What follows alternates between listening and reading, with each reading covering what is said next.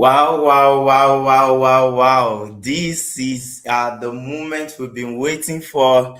This is the amazing time we've actually been looking up to for the past 2, 3 weeks that we've been preparing for this amazing launch of the HugeSmile, right? Welcome to a global launch. Welcome to something shifting. Welcome to something extraordinary. Welcome to something different from what you probably have seen before.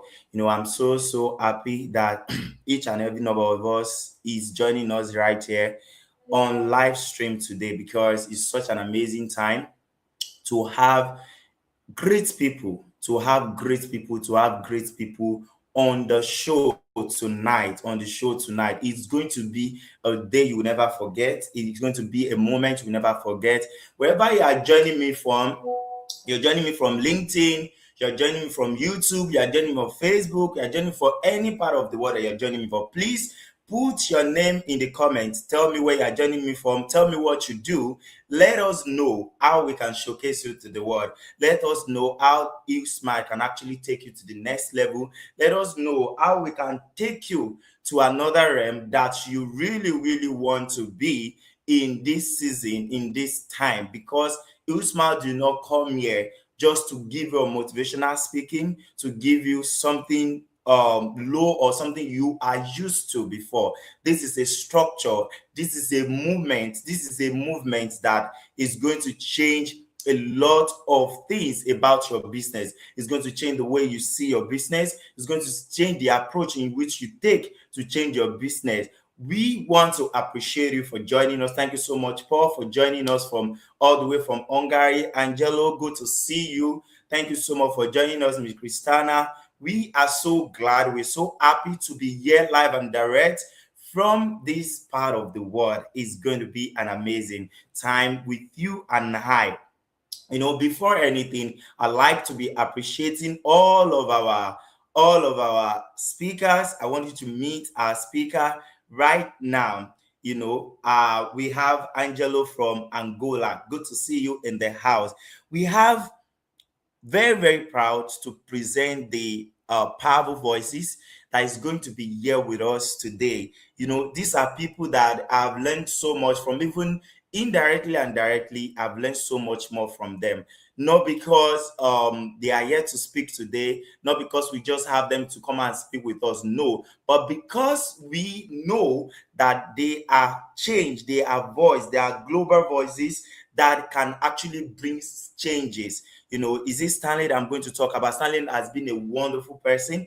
He has been a very great person, even into my life, to people and anybody who is listening to me who may know who Stanley is. And I've worked with Stanley for the past 2 years now. I've actually worked with Stanley maybe close to a year. We were able to do something amazing together. We're able to promote Power Thinking. Power Thinking is a very great program that is being run by Stanley, and is the president of Power Thinking Global. And this is Odafe here. This is a brother that someone actually introduced to me, and listening to this man here, I know he got a lot of value to share with us. He got a lot of things to give with us. And what about Dino? Dino is an amazing person. Listen to all of these people by myself. I was inspired. I was moved to another person. So I know that them coming live and direct today to come and share value with you will never put you in the same position. It's going to be a great time with you and all of them. What about any somebody that make us to be famous? And he has been in this space. He has been a very big man, being a watchword for me, that when we got started with LinkedIn Audio, moving to LinkedIn Live now, we never knew that we were going to get to this stage as fast as possible like this. But we are excited as how much God has done for her. Martha is also on the house. She's going to be joining us and be sharing an amazing time with you and I. It's going to be sharing an amazing time with you and I. Please, without any further ado, please tell us where you are joining us from in the comment section. And the best you could be able to do now is to share this with your audience. Share this with somebody. Share this with someone that you care about. I always use that word. If you care about someone, then you will be able to share something about them. And now, right here is the time for our first guest speaker to be speaking with us on this show, and he's going to be talking about the power of our thinking. You know, whatever you want to achieve, whatever you, wherever you are now, or whatever you choose to do with your life, it has to be done twice, and it is only done by thinking. Thinking is very, very important whatsoever thing that you're doing, and there's power in our thinking based on all the things I've been able to listen to, I've been able to learn over the years. Many people knows me, from the ground up to where we are now, and glory to God that we're able to get to this level and we are moving to the next level. Thank you so much for everybody joining us from Lagos, from Abuja, from everywhere that you're joining us from. I see many people joining us from different part of the world. We are so, so glad to have you on the show tonight. It's about to go down and it's about to make sense. This is Prophet Roxana from South Carolina. I know you. Thank you so much for joining us tonight. Right, let's meet Stanley. Stanley H. Greening is a seasoned professional with over 25 years of experience in helping individual, large corporations, small businesses, and government and enter entities rather reach their full potential through financial management, positive engagement, and empowerment. He has improved operational sales and financial results for companies in cable TV, telecommunication, TV programming, internet, and state government. And he is the president of Power Thinking. Mr. Greene is currently president of Power Thinking Corporation, a global human development firm which help people and organizations thrive. He has conducted successful resilience and power thinking workshop for Comcast, Merrick, and Affleck, as well with partners in China and Tokyo, Japan. Mr. Green is graduate of the University of Pennsylvania, where he is co-president of his award-winning class. He was a captain of top 20 basketball team, coached by Basketball Hall of Fame coach, with laughing emoji, with a clapping emoji, with a lot of emoji in the comment. Please, let's make welcome Mr. Green as he share with us, as he withdraw from his wealth of knowledge tonight. As we draw from his wealth of knowledge tonight, please welcome Stanley in the comment section. Please say welcome to Stanley. We are happy to have you on the show. Welcome, sir. Happy to have you. Thank you so much for joining me tonight, sir. Tobaloba, thank you so much for having me.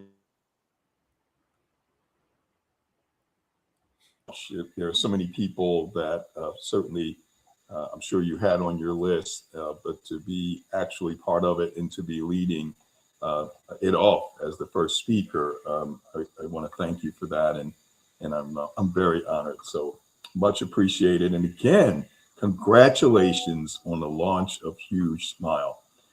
You're going to be very, very successful. In fact, you are successful. Number one, because you got started. I know there may have been doubts and concerns, and you may have pushed it off many times, but it's important to just get started, and you've done that. So let's talk about the power that each and every one of us has to do what Tobaloba is doing, or whatever your dream is. So when we're born with a clean slate, but we're born with a lot of power. In fact, our brains are processing every day 50,000, a minimum of 50,000 thoughts. And I don't care where you are in the world, and I've done this work in Beijing, China, and in Tokyo, Japan, and Chongqing, China, different parts of the United States. I have a partner who's conducted workshops in Kenya, in Nairobi, and I'm proud to have partners like Tobaloba and Olu in Nigeria. So this is an exciting time because through technology, we can help people no matter where you are in the world to tap into something that has already been given to us. but most of us have tremendously underutilized. So I want to share, kind of a story of a woman who, when you leave this session, you may be able to catch, on my page, the replay of an interview that I conducted with a very powerful woman. Her name is Emma Chappelle. So she was the national treasurer of the Jesse Jackson. You may have heard of Jesse Jackson, who was part of the inner circle of Dr. Martin Luther King, who did incredible work in the United States and influenced folks all over the world.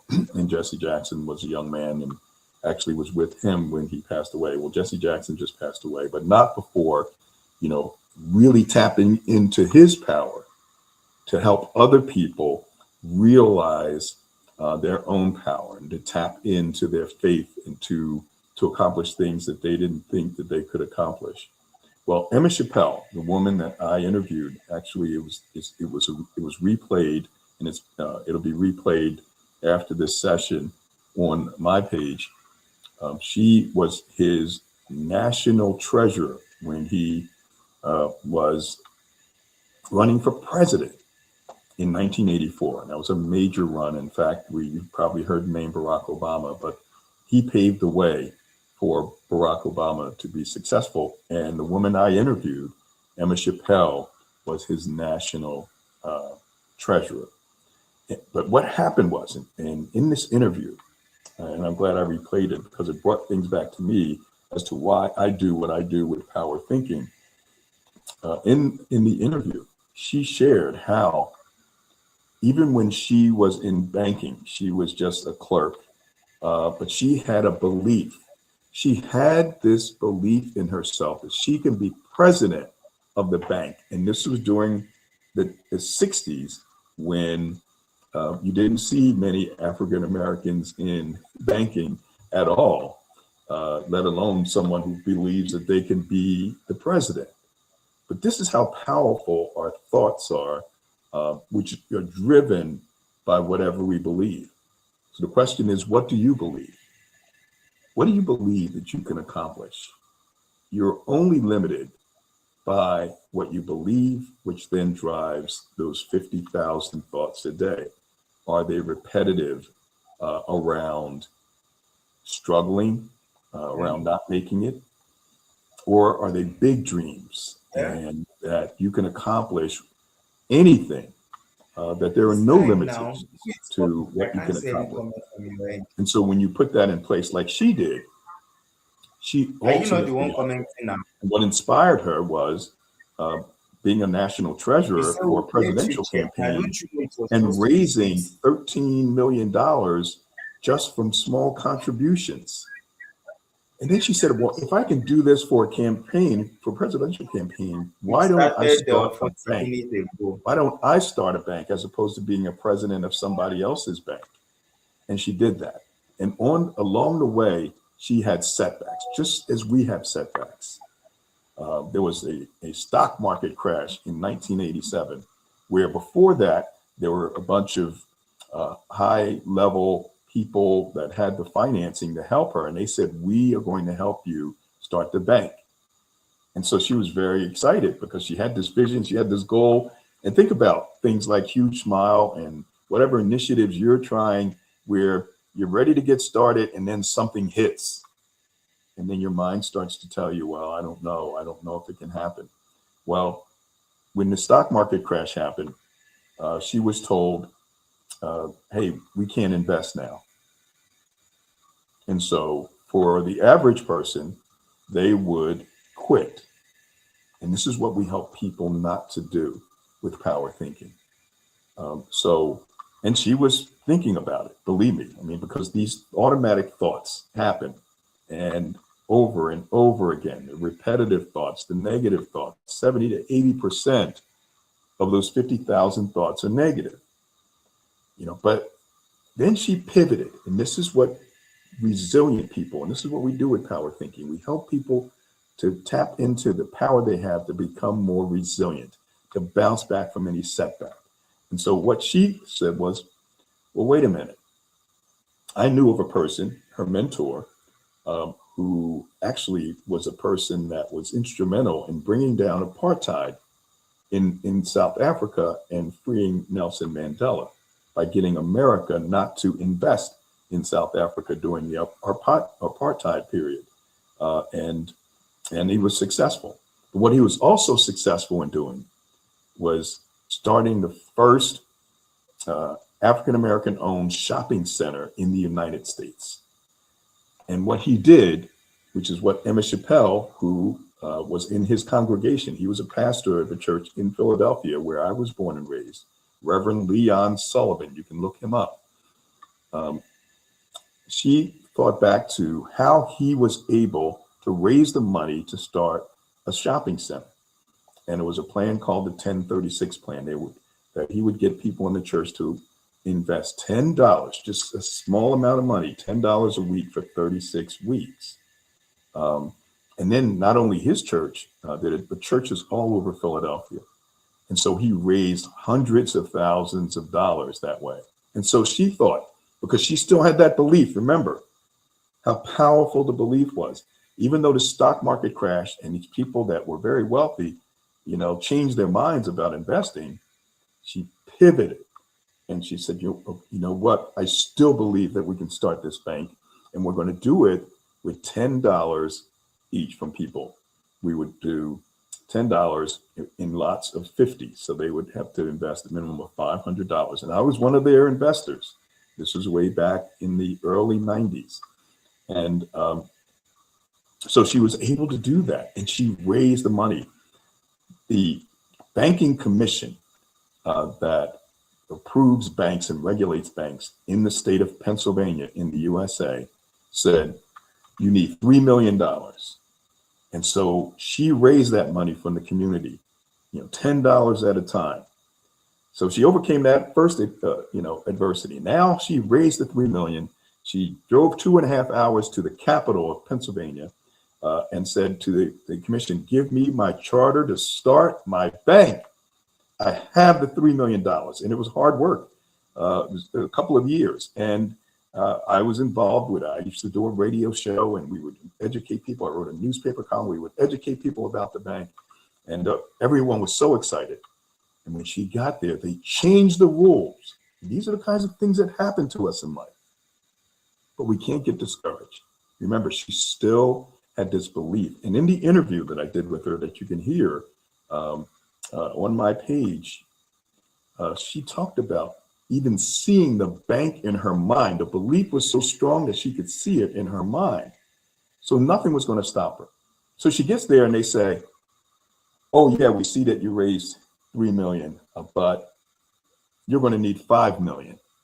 You need another $2 million. And in that interview I conducted with her, she said she could hardly drive home at the 2 hours. She was crying so much. She hit that setback. She had that negative emotion. She was sad and angry. But guess what? The belief was still there that despite the setbacks, I'm going to start this bank. And when she got home, she did what we talk about in power thinking. We talk about 7 strengths that resilient people have, and we help people build those strengths from emotion regulation, the ability to stay calm under pressure. And so certainly she was, upset and angry and sad and embarrassed, all these emotions at the same time. But rooted in those beliefs were, hey, I got to do something. So we have emotion regulation. The impulse control is another inner strength of resilience, and that is the impulse not to quit in this case. But the most powerful is our inner strength that we help people build, number 7, reaching out.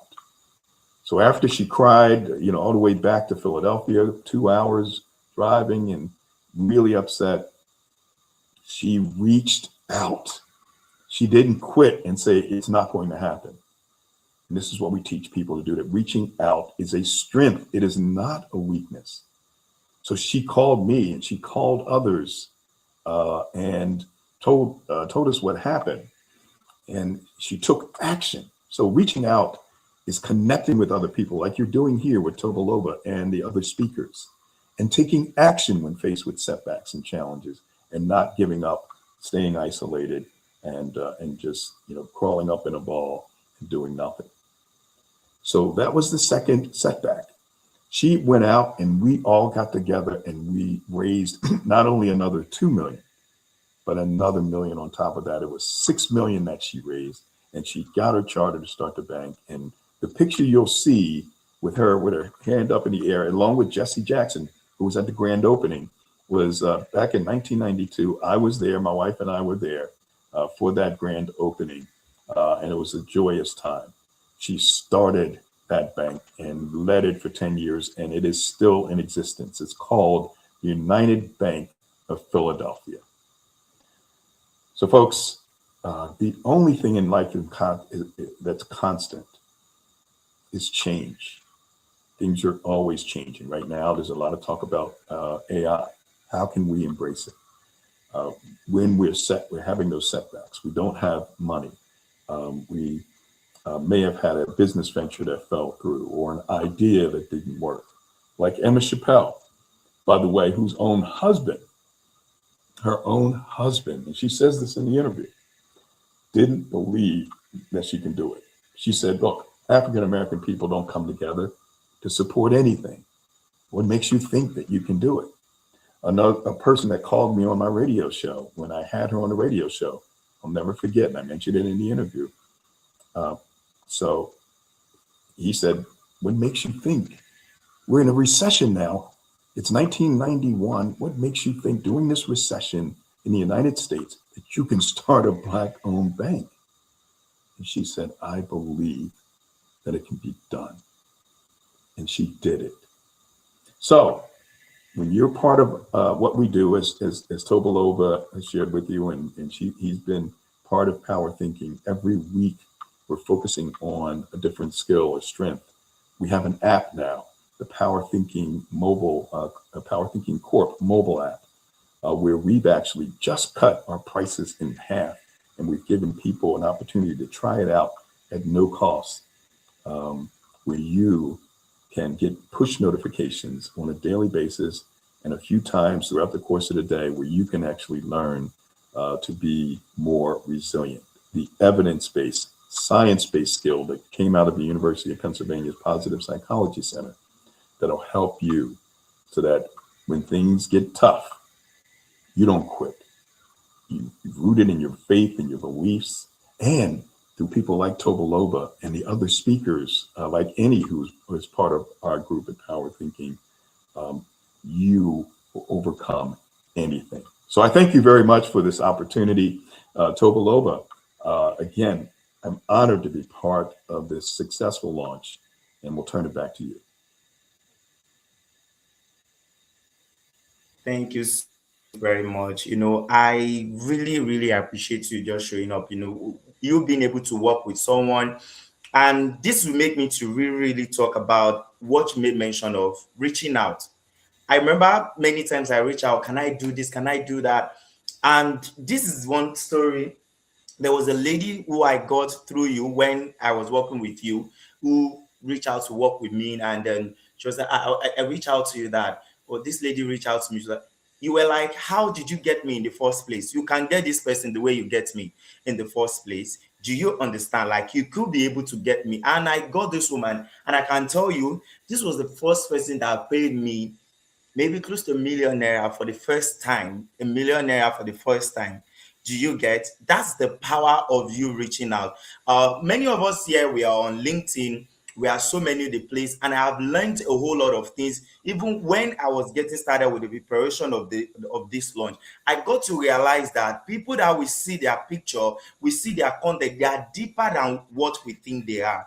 They are deeper than who you imagine that it can be. I have spoken to in fact, I've spoken with someone who have just like 500 followers years on this LinkedIn, and is even more superb than somebody with 100,000, more superb with somebody that with a 50,000 followers. And these are people that have been able to help, that have been able to take us from where we were to where we currently are. Honestly, It takes great person to be able to attract someone who is great. And I can tell you today, people who are on the stage, they are great, not because I'm seeing their face, but somebody like Dr. Vivian that have reached out to somebody like Martha Oluchi that have reached out to somebody like Odafe. These are people that have actually spoken with one-on-one. And it changed my thinking about people. Earning has been like a big brother on LinkedIn to me all over this time, and I've learned so much from all of these people. See, it's about to get started. We are just getting started, but because before we bring our next speaker on the board, please kindly put a thank you in the comment section for Stanley. Please, let's give him a very, very big of a round of applause for even showing up, for even be like, oh, this boy that we picked, that we know from nowhere, and yeah, he's doing something. He didn't say no. And I reached out to some people who has not even up to like 2% of who he is, and be like, they say no to what we're able to do. That's the power of relationship. Build relationship, and you could be able to get to better place. Honestly, this I cannot get with money. I cannot get it with money. It's only relationship that could be able to take us to where we are today. And I'm going to take it up right off from there. But before I go and introduce our next guest speaker, who's going to be Odafe, I really, really want to make shout out to all of the people that are in the comments with us today. Thank you so much, Paul, for joining us all the way from I think Hungary. Thank you so much for joining us. Thank you so much for joining us, Angelo from is it Angola? Thank you so much for joining us. Thank you so much for joining us, Christina, all the way from Nigeria. Thank you, everyone. Thank you, Udemy. Thank you so much for joining us. Thank you so much for all the things you've been doing for us. And Adesola from Nigeria, my able friend, thank you so much for joining us. Gideon also from Nigeria, I think from Lagos, thank you so much for joining. We're really, really happy to have you. Dixon, thank you so much for joining us from Abuja. Then we have Prof. Hosanna, who has been a very great friend all this while. I've known her for a very long time. I will meet in many occasions. Thank you so much for joining us. Then Shiwan, thank you so much for joining us from India. We have a full house. We have people from different part of the world, and I don't know why it should not be here. Please go to your share button, share this with somebody, let them know that something great is happening here. Let them know something amazing is happening. I shout out to you, Franklin, for joining us. Thank you so much for joining us. A lot of people are joining. I can see many people on LinkedIn, many people from different part of the Michael. Thank you so much. Michael has been a very good friend as well, that I got to meet him sometime last year. Thank you so much for joining us from Philadelphia. It's such an amazing time with you. Then Lisa, all of you who has joined us, the list is endless. The list is endless. If I go on and on, I will not be able to leave here. I shout out to you. Thank you everyone for joining. And Sean, who has been a very backbone to this team. And without any stress, without any wasting of our time again, we prepare this one to be a valuable session. We want it to be very, very valuable. We want it to be a time that you will never forget. We want it to be a time that you will never forget. Do you get? That is why we are bringing amazing set of people, to join us on the board, to be able to do so many great things with us on the stage tonight. See, this is Odafe, and I'm going to be reading something amazing about him. See, Odafe is an Upwork top rated YouTube script writer. He is also a versatile content writer, academic writer, and a researcher. He has helped over 30 students get their master's degree, help business with their trajectory by writing their business plans for them. He has done over 180 jobs on Upwork. And this is somebody that have just 2,000 followers here on LinkedIn. If you have been looking at on people that have small followers here on LinkedIn, I think today is the time that you're supposed to change your mind on you looking down on people, right? He has done over 180 jobs on Upwork, worked with several clients all over the world across niches, which give him an understanding of client relation and delivery quality services, which goes beyond just getting the gig. right? His 100 plus 5-star review shows his work ethic and the overall excellence in client mastery and service delivery. He started writing professionally in 2020 when artificial intelligence was not easily accessible, and he seamlessly pivoted to the era of writing with the assistance of AI, giving me a double-edged sword in the freelancing and remote work. We a love emoji, with clapping emoji, with a welcomes clapping in the background wherever you're joining us from. Please let's welcome Odafe again as he speak with us about remote work today. Thank you so much, my brother, for joining me on this stage. Thank you so much for joining me on this stage tonight. It's such a great privilege to have you on the stage. Thank you so much. Yes, thank you, Tobilola. Thank you very much. First of all, I would like to congratulate you on HugeSmile. I do hope it gives both clients and workers a huge smile. I would like to acknowledge the previous speaker and the ones coming. The previous speaker talked about self-belief, and there's something in his story that really resonated. He spoke about a woman telling her husband her dreams, and he said he didn't believe her. That's her husband, and it is the insanity. This is the insanity that comes with belief. When you have a belief, it is yours, and you seem mad when you say it. Now, one thing that was not on my bio is I used to be a fashion designer. I used to make clothes, and then I pivoted to remote work to writing, and everybody thought I was mad because the simple mind in my economy, in the Nigerian economy, that oh, this is something feasible. Everybody knows it. People would want to make clothes, right? And again, I was deemed insane. Fast forward 6 years later, I have written for several people, literally all over the world, by the grace of God, and it has brought me to this very point. So building on from what uh, our previous speaker said, it brings us back to remote work. Now, remote work over the years has been seen as a side hustle by many. It has been overlooked. But the thing that people miss is that since 2020, after the COVID pandemic, there has been a staggering rise in remote work. There's been a 150% rise in remote work. That's 20 more percent of people now work remotely. They don't just work remotely, they add to their global, to their national economy. So the thing that happened before COVID, there was remote work and there was office work and we had hybrid, right? But what happened was COVID put everybody in the house, as we know, and companies had to work. The economy had to move in some way, and a lot of companies that needed, you know, to even companies like Amazon and frontline workers, they needed even banks. They started working remotely. You would see people, okay, let's get the work done because money has to move. The guy that is initiating the transfers in the front desk has to still do it. So they shifted to remote work and they found out that the world, the global economy found out that this is even more convenient because sorry to say, but this is reality. A lot of remote workers can relate to this. You can start remote work without shower, right? There's no hassle of going to the bathroom, getting all dressed up.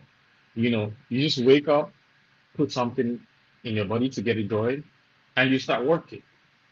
That's the convenience. But it eliminates having to shower, getting dressed up, driving to work, or commuting to work. That is why remote work has become a staple in 2026. And it has spread across tech. I think most people that do remote work are called tech pros, but it's it's not the only term for them.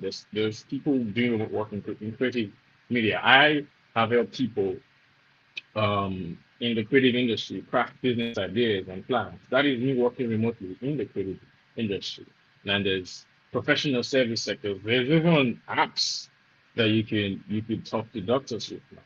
So that doctor is essentially working remotely, even if it's working from his office. The fact that you are not with him physically, it means that that's a remote service. As a matter of fact, this entire program we're having right now is happening remotely in real time. So that shows us that remote work is here to stay. However, here lies a problem. Now, a lot of remote workers find it difficult to. My screen is freezing. Okay, there we go. The unseen needle about remote work is is often ignored. Now, the mindset of the average remote worker, whether you're looking for clients or whether you're looking for an employer that would statically employ you and have you on the payroll, is most of them just want they look for the job, they want to get the job done and get paid. That's the two-tier mindset. They want to survive, which is modest. It's a modest stuff. And it makes sense, right? I just want to work and get paid. All of the other stuff, um, yes, remote work. Someone is saying remote work, as I said, long before 2022. Yes, it did. COVID made it a big deal. So the simple mindset for the average remote worker is get the job, deliver the job, and get paid. Again, it is fine. There's the middle that a lot of remote workers miss that I have to figure out on my own through personal research and personal experience. There's delivery, there's customer relationships, there's there's um there's urgencies, there are miscellaneous, there are unplanned scenarios that could happen. You could have an agreement with a client to deliver by 6 p.m. on Wednesday, and then something happens. Maybe your mom got sick, maybe your dog died, maybe something happened. There's that communication, and this unseen middle, like I call it, is where a lot of freelancers or remote workers ghost. Even we have situations where remote workers that are employed by a company, they ghost their employer or the supervisor for weeks on end, and then sometimes they come back when the work is done or when they fixed it, or or they don't come back at all, and that's it. There's also the problem of communication where there's this, a lot of remote workers overthink that, oh, I have to deliver this work, but because they are working through a screen essentially, they forget that these people you're working for are like them. I have to learn that.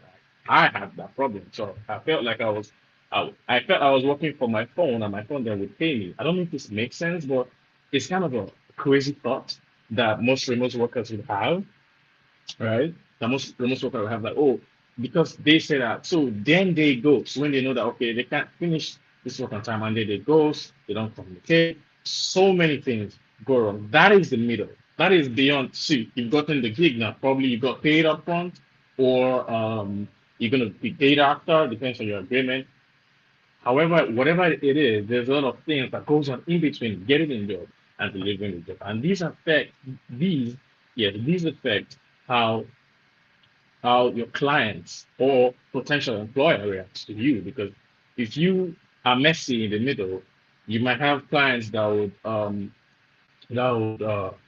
not come back or not refer you or not or change their after a month of working, then they just tell you, oh, we have to we there's always a match story. We have to cut back, we might not be able to afford you. There's so many excuses they could come up with, and then they're gone. Now, this can even happen when you do a good job. You do the job, you follow instructions, but they drop you. Why? Probably because you're not participating in the work. And some clients, in fact, 90% of clients need a problem solver, not a service provider. Most remote workers don't think that way. So they think they think like, oh, okay, oh, I'm just here to work and then leave. No, clients want you to communicate with them, to help fix their problem, to expand their solution. So even if they have an idea of the solution and you are doing it, it is fine for you to like expand that solution. Okay, let's do this and let's do this and let's do that. Right? So sometimes you might just, that's what I'm saying. The modest sort of get the job, do it, and get paid might make you lose the client. Now, even if you have all of this covered, you're still human. That's why an agency like HugeSmile is such a good idea. This is where it comes in. And I would like to congratulate Toby Lola. We've been on each other's network for a while, and we are not interacted up until this season. And it's such a great idea. So it could HugeSmile could act as a god eye between the client and the remote worker. So let's go before I go deep into that. Let's go into sorry, I have notes. I'm just using them as cues. Now, that's I think I just spoke about the freelancer or the remote worker part.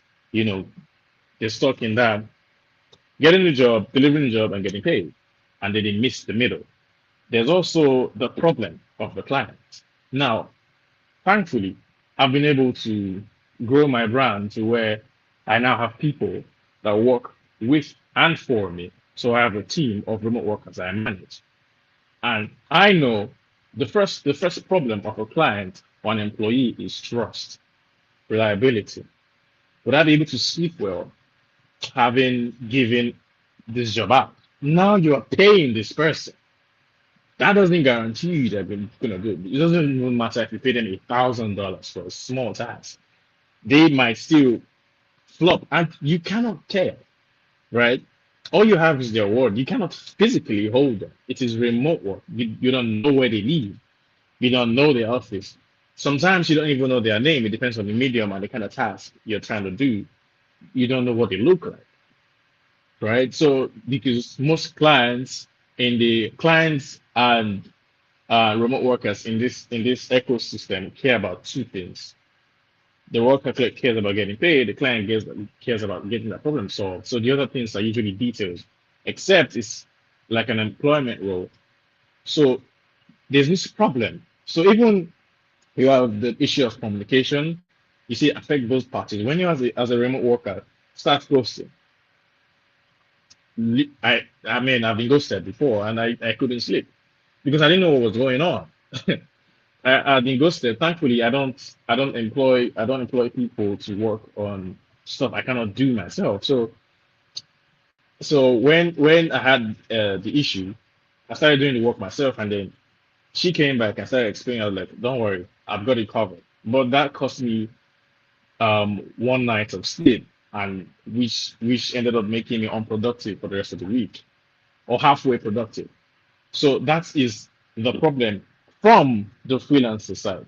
Now, even from the client side, even in the case when you get a remote worker that adheres to time, that is trustworthy, that is properly skilled, that collaborates with you and not just do the job. There's also unforeseen circumstances. There's also lack of a third party to mitigate, to kind of supervise between that situation. Now, the freelancer can be doing well and then they fall sick, right? They fall sick. The remote worker, even if it's an employee but works remotely, they can fall sick. They can have a family emergency. You have to be compassionate. You have to think. You have to think about their well-being, right? Again, there's no structure, but as someone that we would like to believe we all here have a conscience or we think logically, you would have to know that okay, that's a but sometimes you can be the bottleneck. Sometimes your systems can go off. Sometimes you have an emergency. Even if you have a company that's hiring these things, some things may go wrong. That again is where huge smile comes in. Now, I was looking at Use Smile as an initiative, and my first reaction was, "This is a brilliant idea," because because um like I said, the freelancer or remote worker can do everything right, can tick all the boxes, can communicate properly, can work properly, but unforeseen circumstances come into place. Also, the client could still tick all the boxes or have a freelancer or remote worker that ticks all the boxes, but they are still uncontrollable, and you cannot control everything because at the end of the day, both parties focus on one thing: one, getting the job done properly and getting paid. The second one focuses on getting their problem solved. So all of the other things that can be overwhelming, if you add it to the already overwhelming task of what you should be focused on, which is as a remote worker, getting the job done, as a client, getting your problem fixed, is all those unforeseen circumstances. What if your remote worker ghosts you? What do you then do? Maybe they're not ghosting. Maybe the device went off. Maybe they got kidnapped. Anything could come into play. So HugeSmile is a brilliant idea because there is a gap in the client remote worker relationship. Now, this gap is huge and very overlooked. Even on platforms like Upwork, that gap still exists. Yes, because Upwork has one goal. Upwork connects Upwork connects freelancers or remote workers to it doesn't not necessarily freelancers, but it's mostly remote workers that are on the platform. They connect these people looking for jobs to people looking for solution providers. So that's where they meet. So Huge Smile is gonna do more than that. The idea representation of Huge Smile is gonna do more than it's gonna check back with the client. It's gonna check back with the freelancer and make sure they're a perfect match. And in the case of unforeseen circumstances, it then steps in the case of payment disputes, in the case of the client is not responding, the freelancer is not responding, there's a balance. Upwork is a client focused platform. You Smile is a remote economy focused platform. It doesn't focus on the freelancer or the client. It focuses on what they are doing. So it's a great idea, and I truly congratulate Tobiola for this initiative. Uh, um, I trust him to set a structure where both parties would work seamlessly. This is the much needed God eye, someone to supervise both parties. That me personally, as a remote worker, and personally again, as someone that hires remote workers, would need. And a huge congratulations, brother. Congratulations. Well, everybody, can you just put congratulations in your comments? Yeah.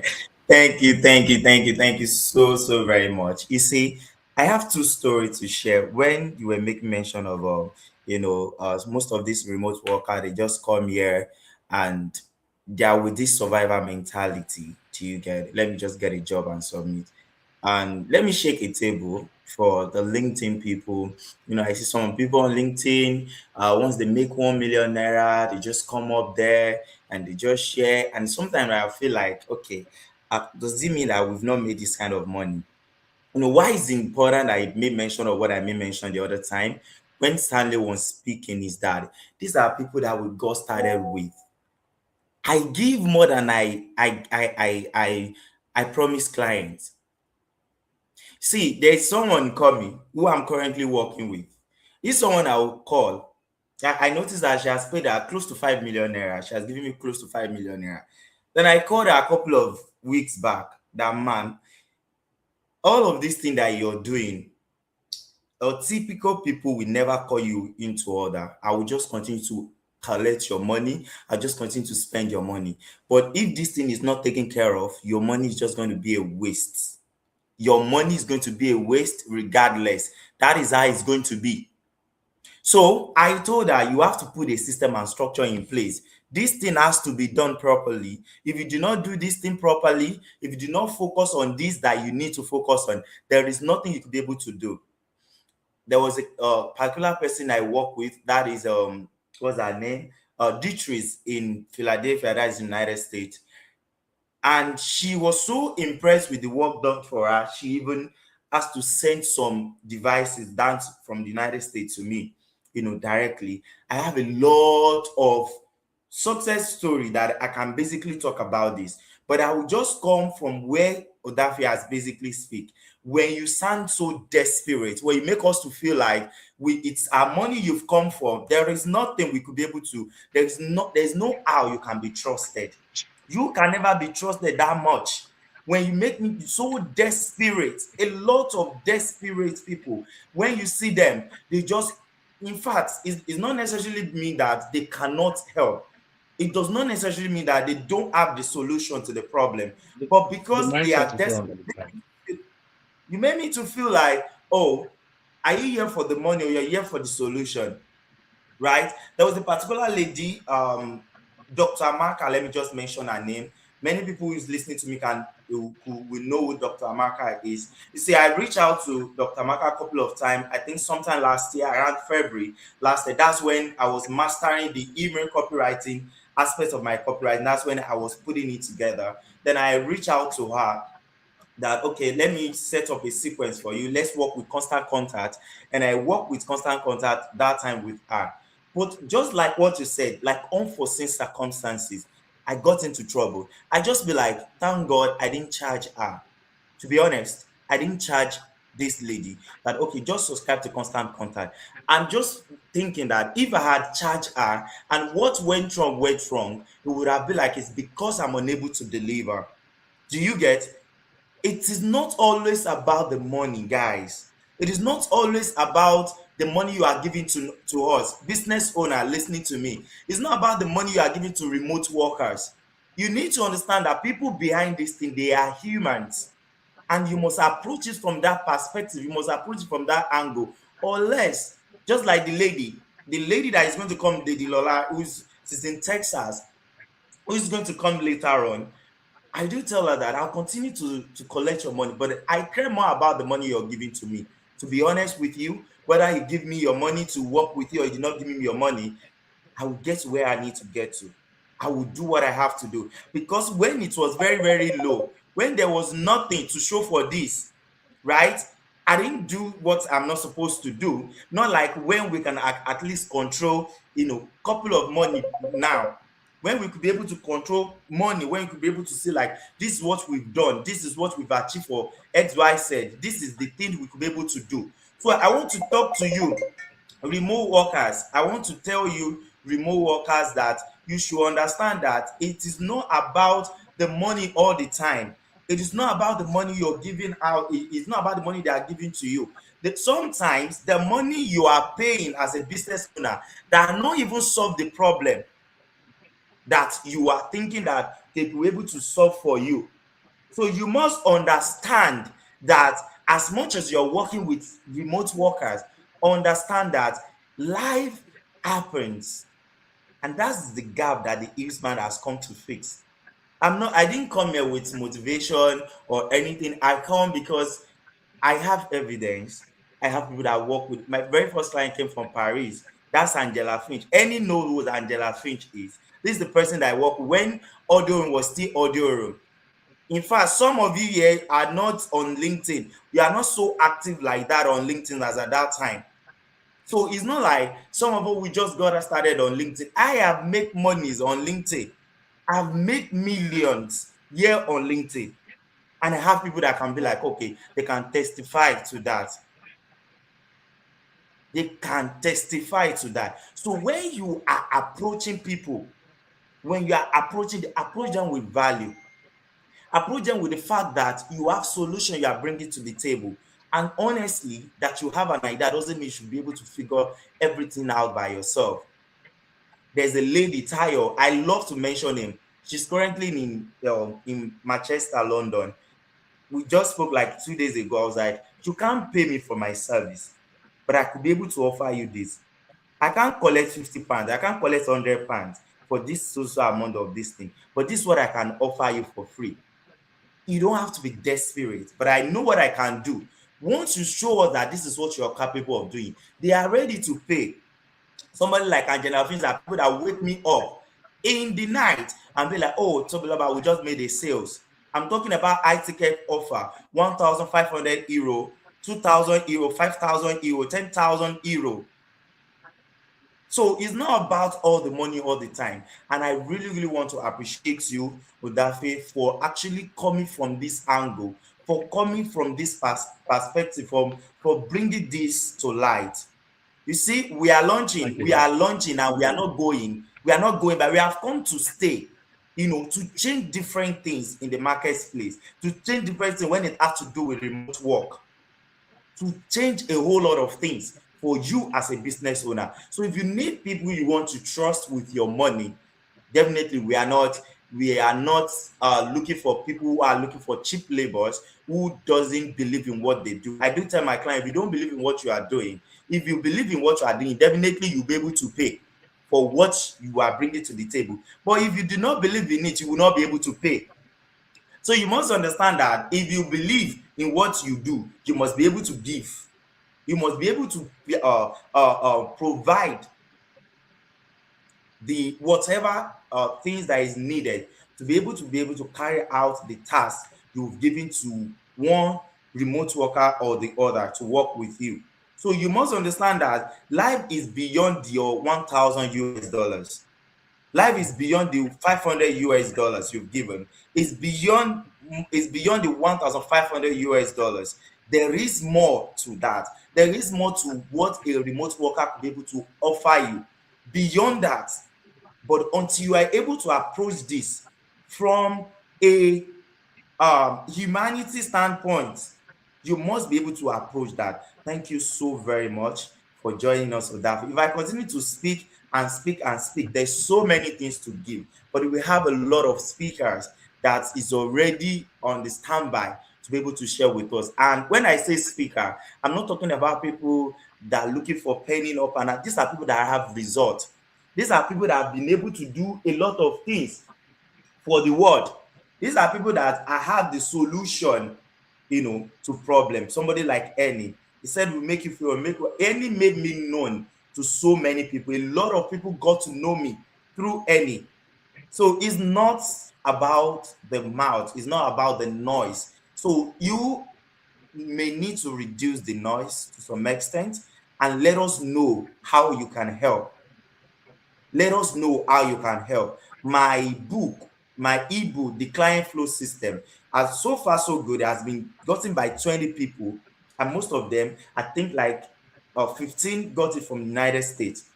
And here we are in Nigeria. So you must be able to do what you have to do, commit to it, what you really, really need to do. Please let's thank Udafe on the in the comment section. Thank you so much for joining us. Thank you so much, my brother, for joining us. I really want this relationship to continue. All of us that have been able to join me on this stage, all of us that have been able to show up for me. Honestly, this relationship is not going to end like this. It's not going to die. We are continuing to go from different part of the world. From here in Nigeria, a lot of people have gone to know me across the world. I'm famous than what you can imagine. I mean, I'm famous more than 26,000 26,000 followers or connection you see on this place. Please, let's give a round of applause to my brother. He is my brother. I can boldly call him my brother. Without wasting our time, I'm going to be bringing our next speaker on board as he has come to share with us. This is Eni Osong. You see, many of us, we approach him from Mr. Famous. Let's make him famous. And this is not about mouth. And it's someone that I've trust with, that has integrity. I've learned a lot of things from him. I have learned a lot of things from him, and I cannot lie. They are part of the reason why we are where we are today. That's part of these people that make us to be where we are today, and we'll continue to grow, continue to be from where we are now. So let me read to you. Enyo Song is a publisher, event godfather. I can attest to that. He's an event godfather. Do you get? He's an event godfather. Any founded and is the Eni is the founder, is a transformational speaker. He's the founder as the managing director of Global Media, a marketing agency and book publisher. He has been a publisher for more than 10 years. He's passionate about inspiring and supporting people all over the world to dare to dream big and take the necessary huge action to achieve their divinely gifted potential and life. A life of successful joy and wealth, and is on a mission to inspire the next generation of entrepreneurs as a transformational speaker, author, publisher, and event organizer host. In addition to earning the godfather of LinkedIn event title by hosting more LinkedIn audio room and live events than anyone on the planet. I can attest to that. And earning is a 8 times hashtag international best-selling author for his ethnology lesson we learned from COVID-19. His company Global Media elevates authors and ambitious people who have created unique solution by working with them to write, publish, and sell their books and build their legacy. Any has 100% success record in making the authors they work with Amazon #1 bestseller. And he is using a past university lecturer and leadership development consultancy experience to create hybrid, in-person, and digital public speaking stages and workshops to inspire the next generation of brilliant entrepreneurs. Without wasting our time, please can we make welcome any awesome in the comment? Can we make welcome any awesome in the comment? Please, with a love emoji, with a round of applause, let's go welcome. Thank you so much for joining us today, Mr. Enin. You have been Thank a you. cheerleader. You have been Thank a you. cheerleader. I Thank you appreciate so you. much. Thank you for your kind words. I feel like blushing, right? You can hear me okay, right? You can hear me We okay, can. then We can hear you. excellent. We can hear Okay, you. I should carry on. No, thank you for your kind introduction. Did I write that? Yeah, I'm sure I did, right? Anyway, I'm a humble person. I think I'm just glad for the chance to speak, and I'm glad for the chance to talk to our brothers and sisters, especially. I think those of us who find some joy in our business, who find success, call it that. We can share with others what we have learned and what's worked for us. It doesn't mean that you can copy exactly what we do. It doesn't mean that you can still find your way. Let me start my clock. Just be on the right way, right? Look, so my conversation today is about integrity. So I want to share a bit about why integrity is important to me and why it should be important to you too. Maybe I'm talking more to Tabaloba and the team, of the HugeSmile team, because I think integrity is everything. With it, you have a business. Without it, you're in trouble. I'll explain why in the next 10, 15 minutes, right? I think integrity is a word that covers a million and one things. And integrity means honesty. Integrity means being transparent. In other words, you share the truth. People can see what you mean and don't have to think twice. What does that really mean? What's it saying? When you have integrity, people will get what you're trying to say, pretty much in one sentence or two, at least in one sitting, right? I'll say as a business owner, look, I think integrity is how I got to where I am today.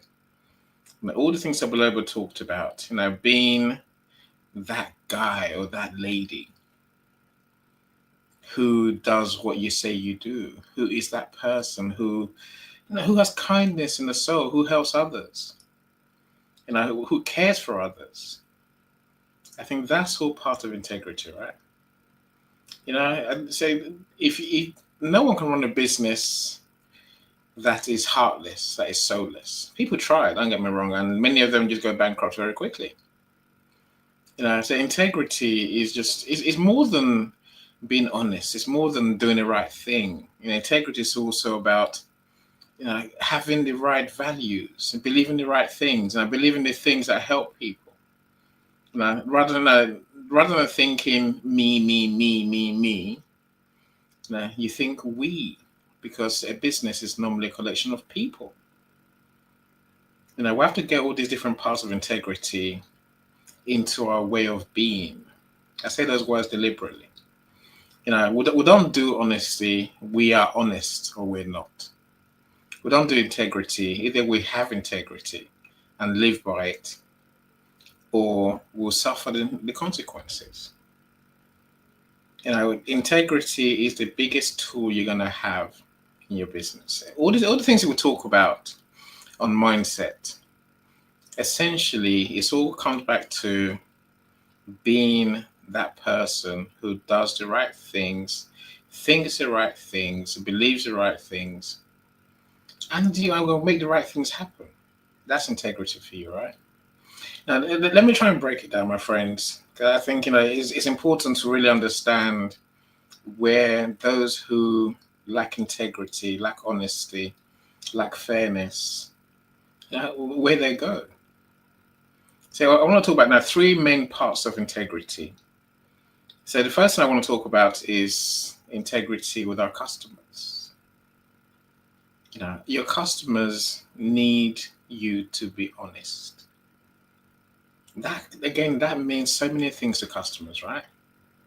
See, on LinkedIn, especially, many people will focus on what they sell, what they do, whatever the service is. And they think that is what is important.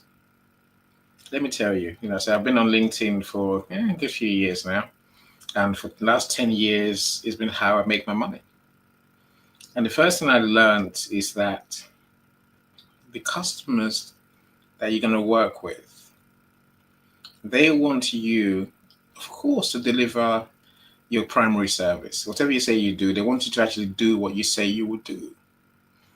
But more importantly, your customers want a lot more. They want you to love them and say, I love them. I don't mean in a sexual kind of way. I mean, love them, like friends do. That's number one integrity in business. You have to truly care for your customers, love who they are, love what they need, love what you do to help them. If you have no love in your heart for your customers, you're sunk. Now, there's that saying, it takes years to build up trust, where you can lose it all in seconds. That's the truth. If your customer thinks you don't care at any time, even after they've paid you ₦1 million and £1 million, they're gone. So first and foremost, find a way to have that honesty, that care, that love in your heart. When you do that, see, customers will give you a lot of leeway. Even I'd say again, I've been in business long enough. Apart from doing marketing, I publish books, right? And the only reason I'm still here is because of those customers who are kind to us. They're kind to us because they appreciate that we are doing our best. We're doing the best we can for them. We're not all geniuses. Some of us are very good, don't get me wrong, but we're not all geniuses, and we do make mistakes. As again, it said in the last speech part, right? We can do things wrong, but if you act with true honesty and give your best every time, customers will give you some leeway. They will forgive you for many of the things that you might do. Now, make sure you start with loving your customers. See, here's the second real part of integrity that people easily forget. Now, I know HugeSmile is a team of people. I don't know whether Tobiloba is the leader, per se. But I'll leave that be. I'll say this though. You need to be honest, fair, and right-minded by your colleagues, the people you work with. In my business, I have a very simple rule. Now, one apple can ruin the barrel of apples. In other words, one team member can destroy your business. And that's just the truth, right?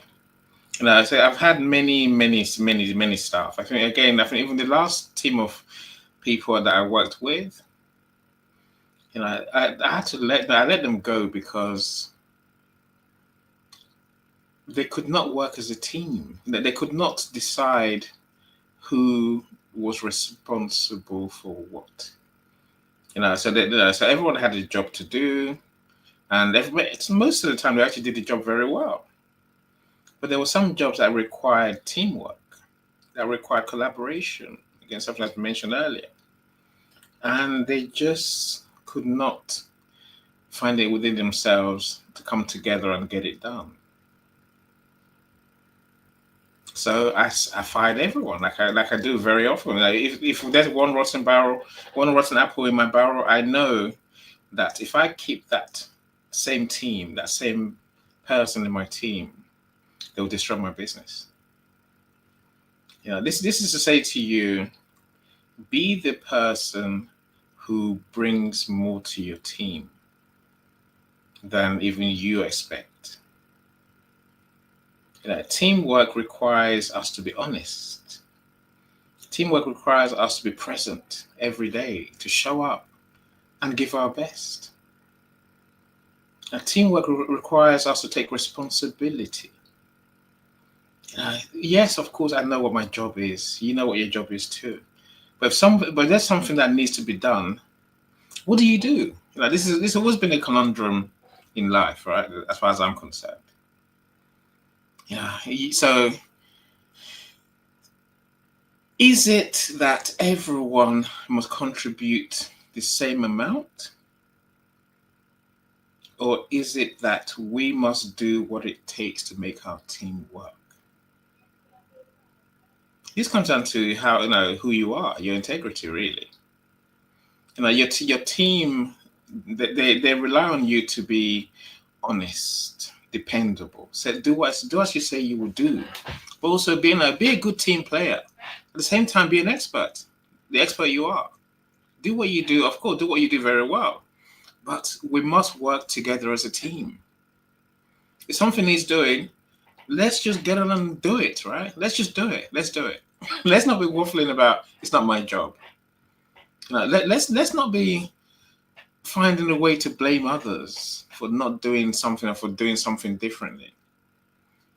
Integrity in a team requires that you appreciate all your team members. You support everyone. You energize them. You don't knock people.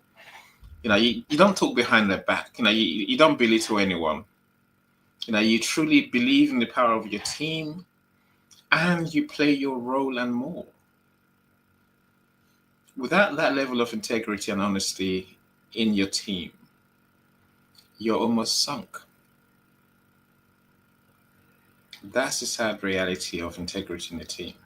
And the one thing I will say, when you work in a team, my friends, look, I'll say two things. Number one is this: no excuses. Don't be giving excuses. Don't be making up stories for why you have or haven't done something. Be honest, be transparent. Just be honest and come out with it and say, here's what I did, here's what happened, here's what needs to change, here's what I'm gonna change.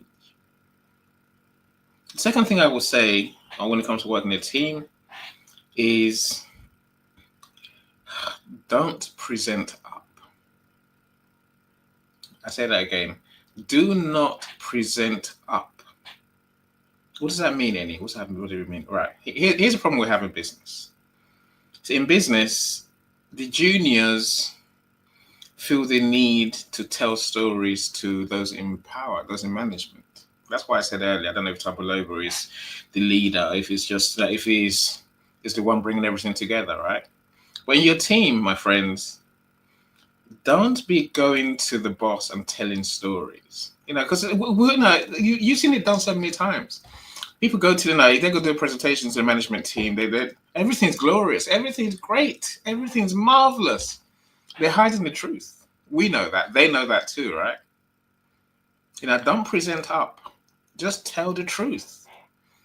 I saw somewhere the other day. In most presentations, you can cut out the first 8 to 10 minutes and just go into the last 2 slides, where it says, here's our reality, here's the way forward. Be that honest with your team at all times. So I've covered being honest with, as a whole, being honest with customers and being honest with your team.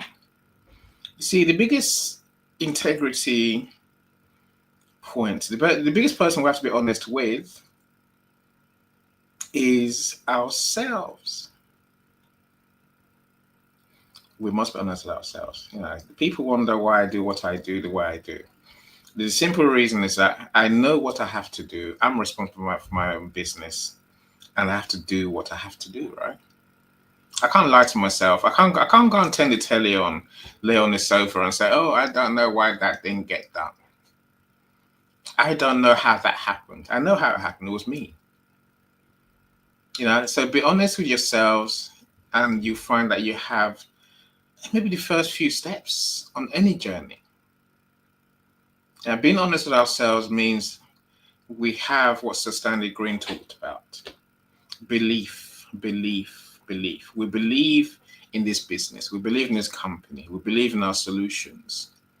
And we believe so much that we will deliver as we have to. If you don't believe in this project, get out of it. You have to believe. You have to believe in your colleagues. You have to believe that you will bring something to the table. Your expertise, your honesty, your kindness, your mindset. You are part of this. Everything we do, everything we become, everything we are involves you. Internalize that reality and then make sure that you're doing what you have to do to become better tomorrow. Deliver today, become better tomorrow. That means you have to learn. It means you have to be creative. You have to be willing to find solutions to problems. Rather than saying, oh, I can't do it. It can't be done. Damn, we failed. No, find a solution. There's nothing that's impossible. It's whether you're applying your brain to really find that solution. Find that solution. It's on you to do so. Don't make excuses to yourself. Don't lie to yourself. Do the honest thing and do it with pride and with joy. That's the only way we're going to survive and make some money out of this, right?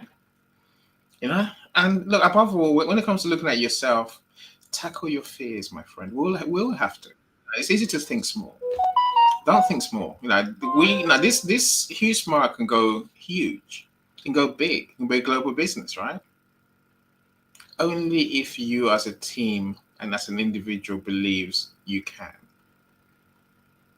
Believe in your power, believe in your potential, and you can achieve great things. Whether you think you can or you can't, it's up to you.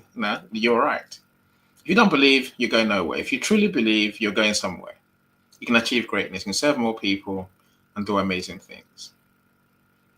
Your self-belief has to be everything. That's the biggest hurdle most people have. We're dishonest with ourselves. We lie to ourselves. Don't be that person. Do what it takes and get it done. Look, I think I've talked way too long already. I would say I will end with this. Look, honesty in business means supporting your friends, supporting others. It means truly believing in yourself. It means celebrating your friends and your colleagues' successes. It also means bringing your value to the table every day. Do all that, your business has half a chance, right? Thank you so much, Tabuloba. It's been a joy talking with you and your friends, my friend. Wow. That was huge. In fact, I don't really need to say anything because even the team, they are putting everything, they are saying word for word in the chat. And I'm sure so many people have actually listened to this. They have listened to this. And as you were speaking, I'm just saying, yes, okay. I think what I did was not a problem, wasn't a problem. But honestly, if I had anything to this you've said, it's just like I want to run it. So I want people to ponder on all of this thing that you've shared. Ponder on it, think about it.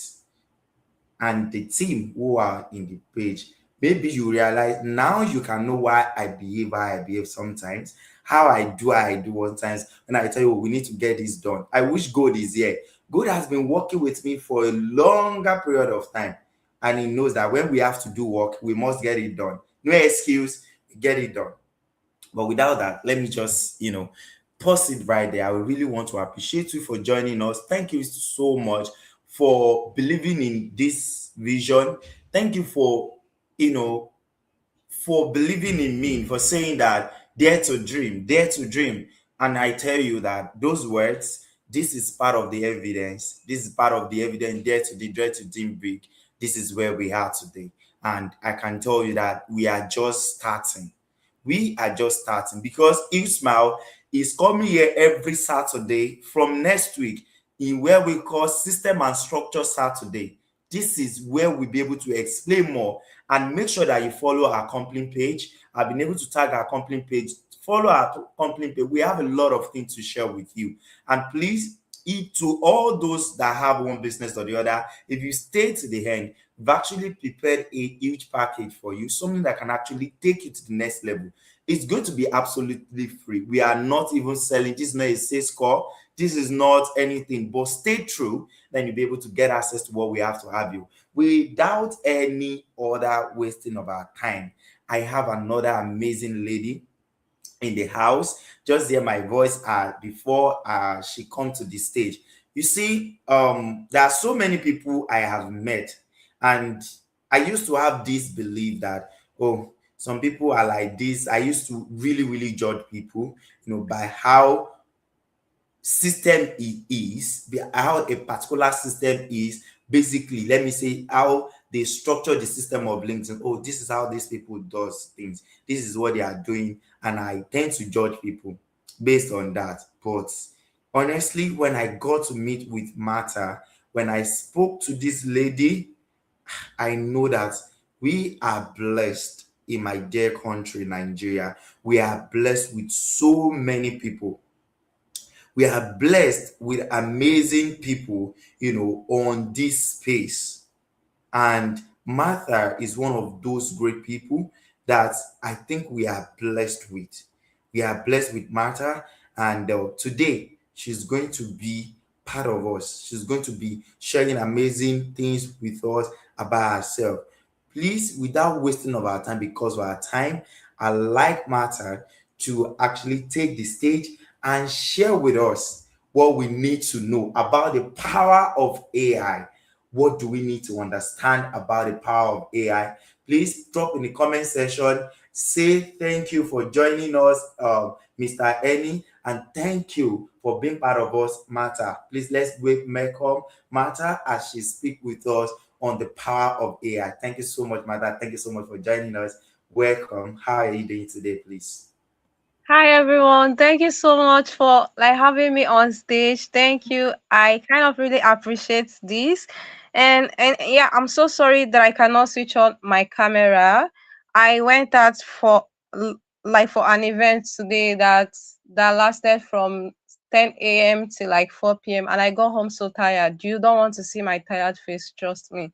So thank you for kind of having me here. So yeah, I was asked to speak on AI, not to teach us about the core things like what's it called, AI automations, no, but to talk about it because this is something that I've seen that is happening, especially as creators on LinkedIn. Like I've actually seen people that are scared to use AI.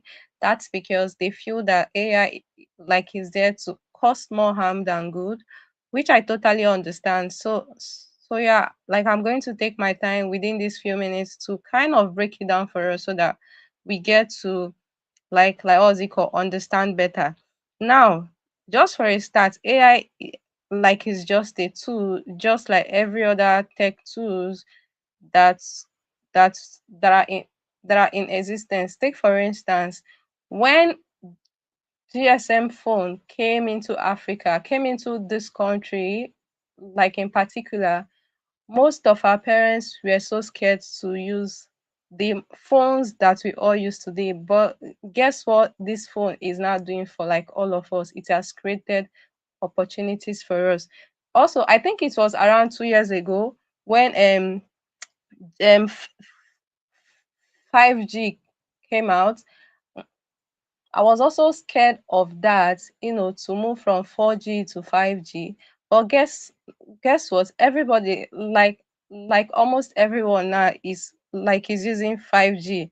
Like my iPhone, is automated to 5G, you cannot even change it.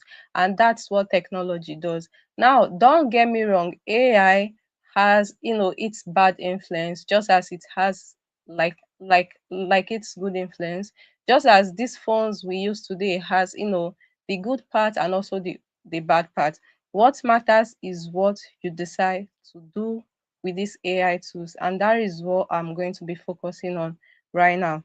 Now, take for instance, apart from the fact that we know that we write content on LinkedIn using AI, because yeah, most of the content creators feed AI like their ideas, and guess what? This AI come up with something better for them so that they can write content and they can grow their pages. But I know that most of you don't know that apart from that, you can do like a whole lot of things with AI.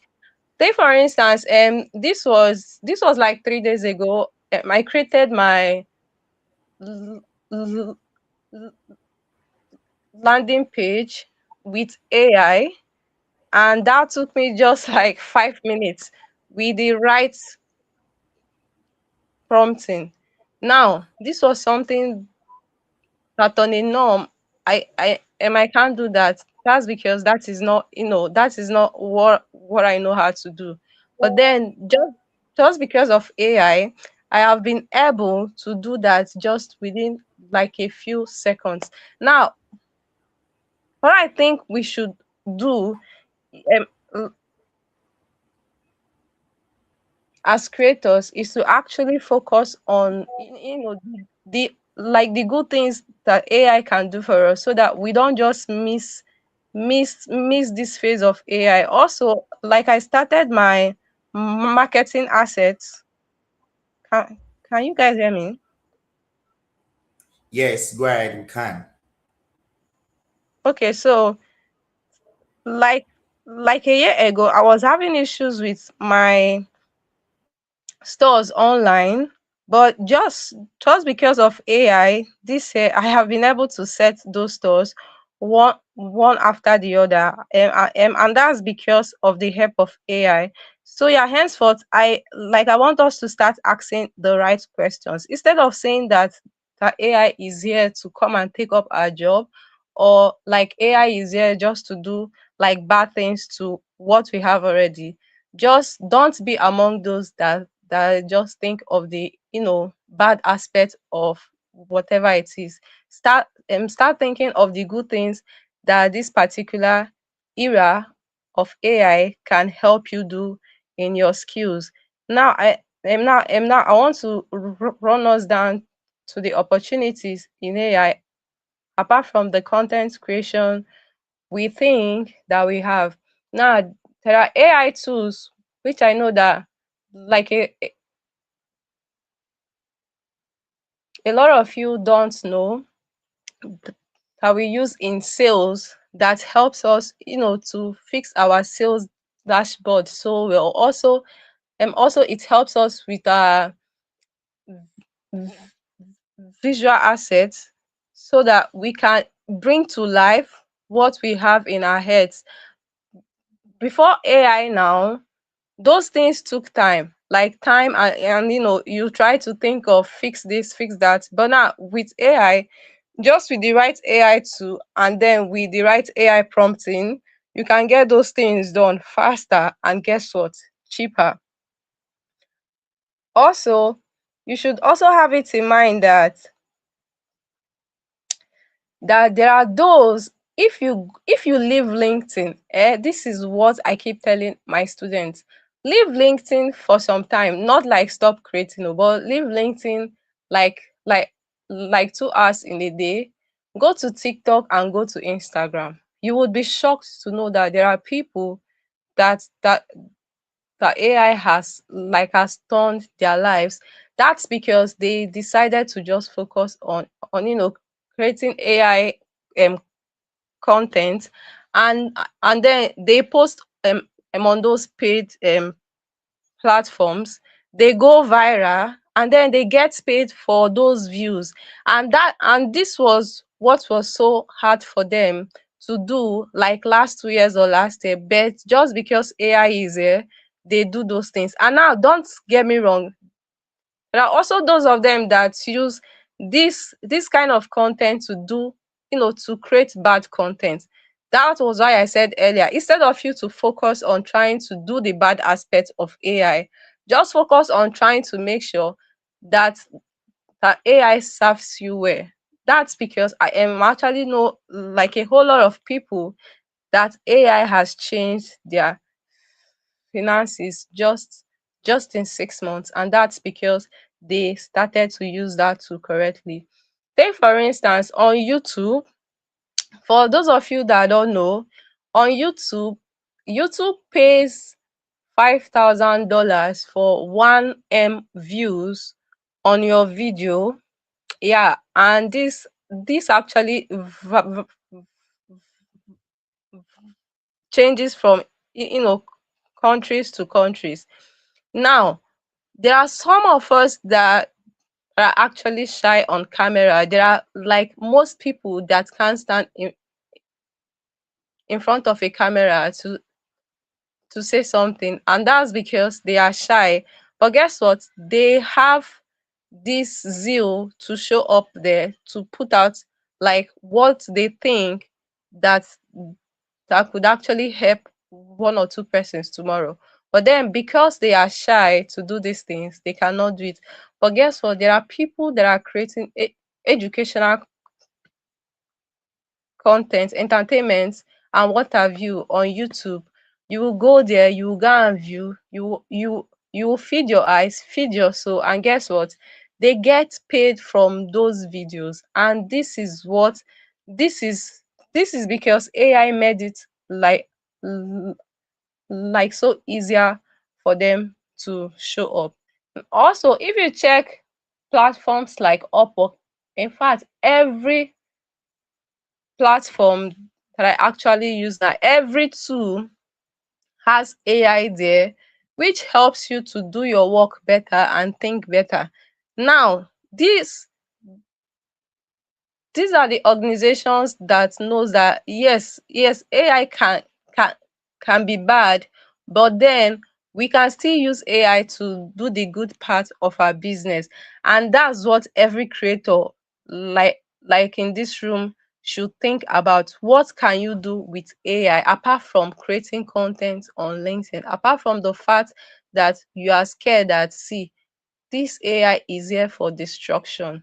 No, there are people that are making tons of money off AI. Like, see, not that they told me. I am actually knowing something good with AI that are not even on LinkedIn. This is something that I want you to take time. Go to Instagram. You will see like plenty of them there. You go to those pages, you will check them out, you will learn from them. See, AI has actually created more job opportunities than like in the past 1 year that I can actually think of. So yeah, we should all try our best to find a way to any part of AI we think that we want to try. That's because this thing has come to stay. So yeah, good thing is that you will just get to learn how to, work with these tools, or you just stay behind. But that is not something that I wish that each of us do. Also, I was doing like a short research some time ago. Then I saw some job offers that are kind of open. Guys, like in the next 6 months, like the job offers that are going to be everywhere are not even going to be what you know or what you used to know. Like, they could ask for a like m- m- marketer that that that has like AI skills. Now, what I'm trying to say is that instead of them to just get what they used to get before, they would ensure that you have a an idea of how to use AI. Now, these are some things you can do with AI. You can actually create faceless brands with AI. I have like two there on TikTok, like Instagram and YouTube. You can also create a Teams page with AI. If you don't know what a Teams page is, you can actually take your time to just browse, check one or two things. You can also start filming or storytelling on AI, use AI tools to create these things, bring your ideas to life. And trust me, if you should post on TikTok and post on YouTube for like 6 months, 1 year, your life will change if you take it seriously. Like I don't mean post and pray and just ghost it. Like I mean take that like a job. Post good content there. Those platforms will start paying you at the right time. Now there are ways to like make cash now, good cash off AI and good cash online. You just have to have the right mindset about the tools that you are trying to use. That's also because if you go to X, like every day they cook us there on X. They cook those of us that create content on like LinkedIn. They cook us there on X. But guess what? Everything that I've actually achieved since I am actually finished NYSC in 2024, we're all on LinkedIn. But then there are those of them that don't even understand that platform. They think we just go there to just write big English, speak long English, just do anything there. But then there are people that platform has changed their life, even though there are those of them on X that cooks us like every day there. But then there are also those that don't think about the bad things that are said of that platform. They show up every day. I show up there like every day. So yeah, this is the idea of AI that I want you to have. Instead of saying that okay, AI is bad, it's going to do this, like it's going to do that. Try to check out the best way that these AI tools can help you do your job better, and also help you make some cash. So yeah, I think that's basically the little thing that I've prepared based on this AI topic that, yeah, yes, I was asked to speak on, and based on time too, I am going to Yeah. cut it short. So thanks for Wow. listening to me. Thank you so very much for joining us. You see, AI has come to stay, and we should never see it as a threat. When I got started 4 years ago, AI was not all over the place, was not there. And I still see some of my colleagues that dropped when we got started with copywriting, back then, like close to 5 years ago now, and when we got to LinkedIn. And I'm also a testimony, I have a testimony that everything that has to do with me and everything that I've been able to point as an achievement today came as a result of LinkedIn. LinkedIn made me to make my first millions, made me to do so many great things. It got me on the plane, made me to, if not because of LinkedIn, I don't know, maybe other thing would have happened. But those are the things that actually made me to stay through with LinkedIn. And there's someone that I will make mention of, which is what's the name of Haoma.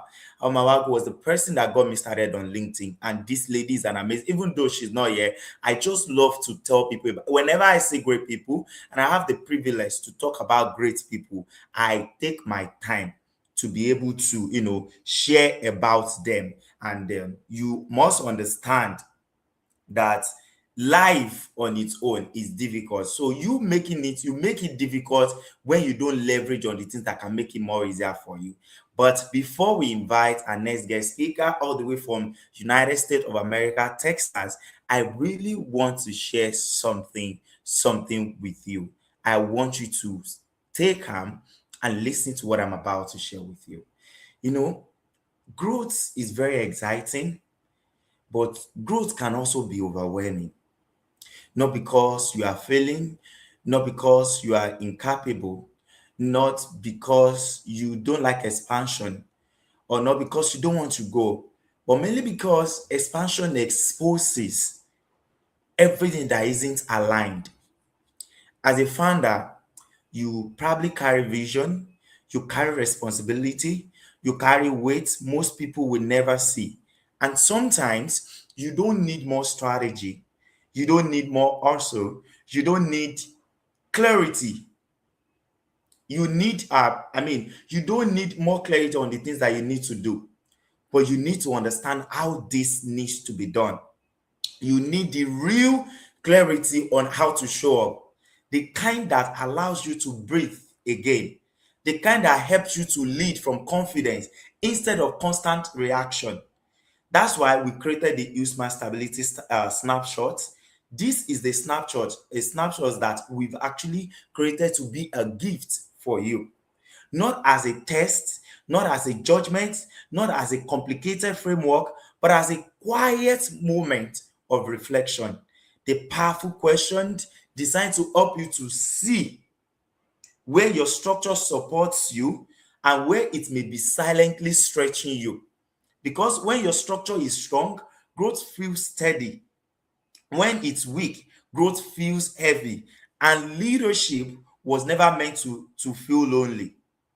This guide is for founders who are about building something credible, something sustainable, or who are already doing that, but they find it difficult to go to the next level. Something that lasts beyond momentum. I want you to take a few minutes, sit with it, answer it honestly. You may discover that the pressure you've been carrying has a solution. So if you are ready for clarity, no noise, get access to the Youth Mind Stability Snapshot, and just start comment with access, so that we will know that we're not sending it to just random people. Just comment with access, or we're going to drop in the comment for you that you'll be able to learn from this thing that we've been able to put together. So let this be the moment you move from reactive growth to governed growth. Growth should feel stable, and it can. It should feel stable, and it can. Please, I want to make a shout out to all of the people who have been joining us all through.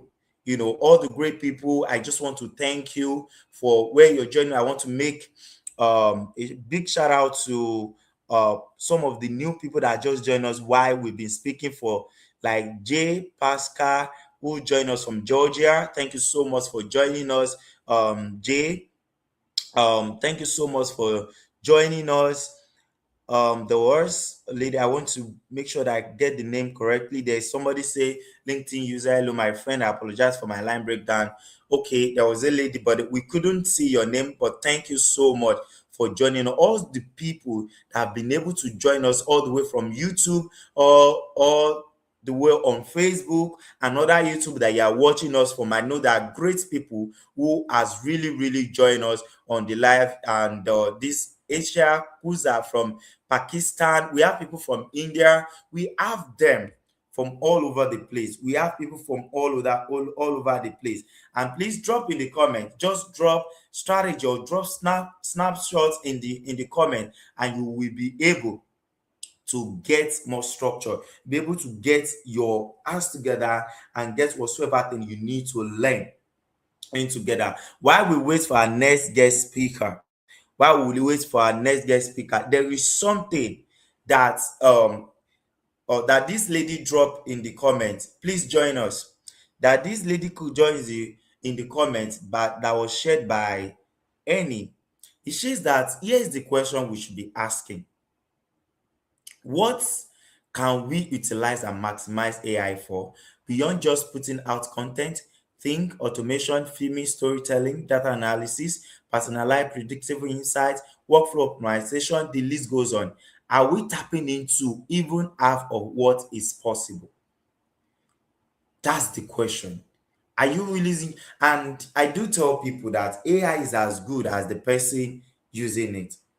AI is as good as the person using it. Do you understand? The AI is as good as the person using it. You must understand that if you have not mastered your skill, you don't know what you are doing as a copywriter. You don't know what you are doing as a content writer. You don't know what you're doing as a public speaker. You've not mastered your skill. You've not understand how it works. You will not be able to leverage this thing because it's a tool that is mandated that you leverage. It's a tool mandated that everyone leverage. If you do not leverage the power of AI where we are today, you will find it difficult to get to the next level that you need to get to. So I'm just going to pause it there because we have our guest speaker all the way from Texas, who I work with currently, And when I spoke to her on Thursday that this is what we are doing as a team, this is what we are bringing to the table. And she was like, "Oh, Mr. Toby, I'm going to be here. I'm going to, come out and, share with us about system and structure and how are we being able to help people grow? What have I been able to do?" From the time she met, I remember when she met with me, when we got to know ourselves, she was like, "I've been burnt because many people have promised to do a lot of things. They have promised to do so many things, but they do nothing at the end of the day without wasting our time." You see, Lady Lola is someone I respect so much. I've learned so much from her, even by working with her. I've learned so very much from her about my finance, and I see how I've been more frugal with the things I do, how I now approach finance from another perspective, how I don't spend it all anymore like the way it used to be, right?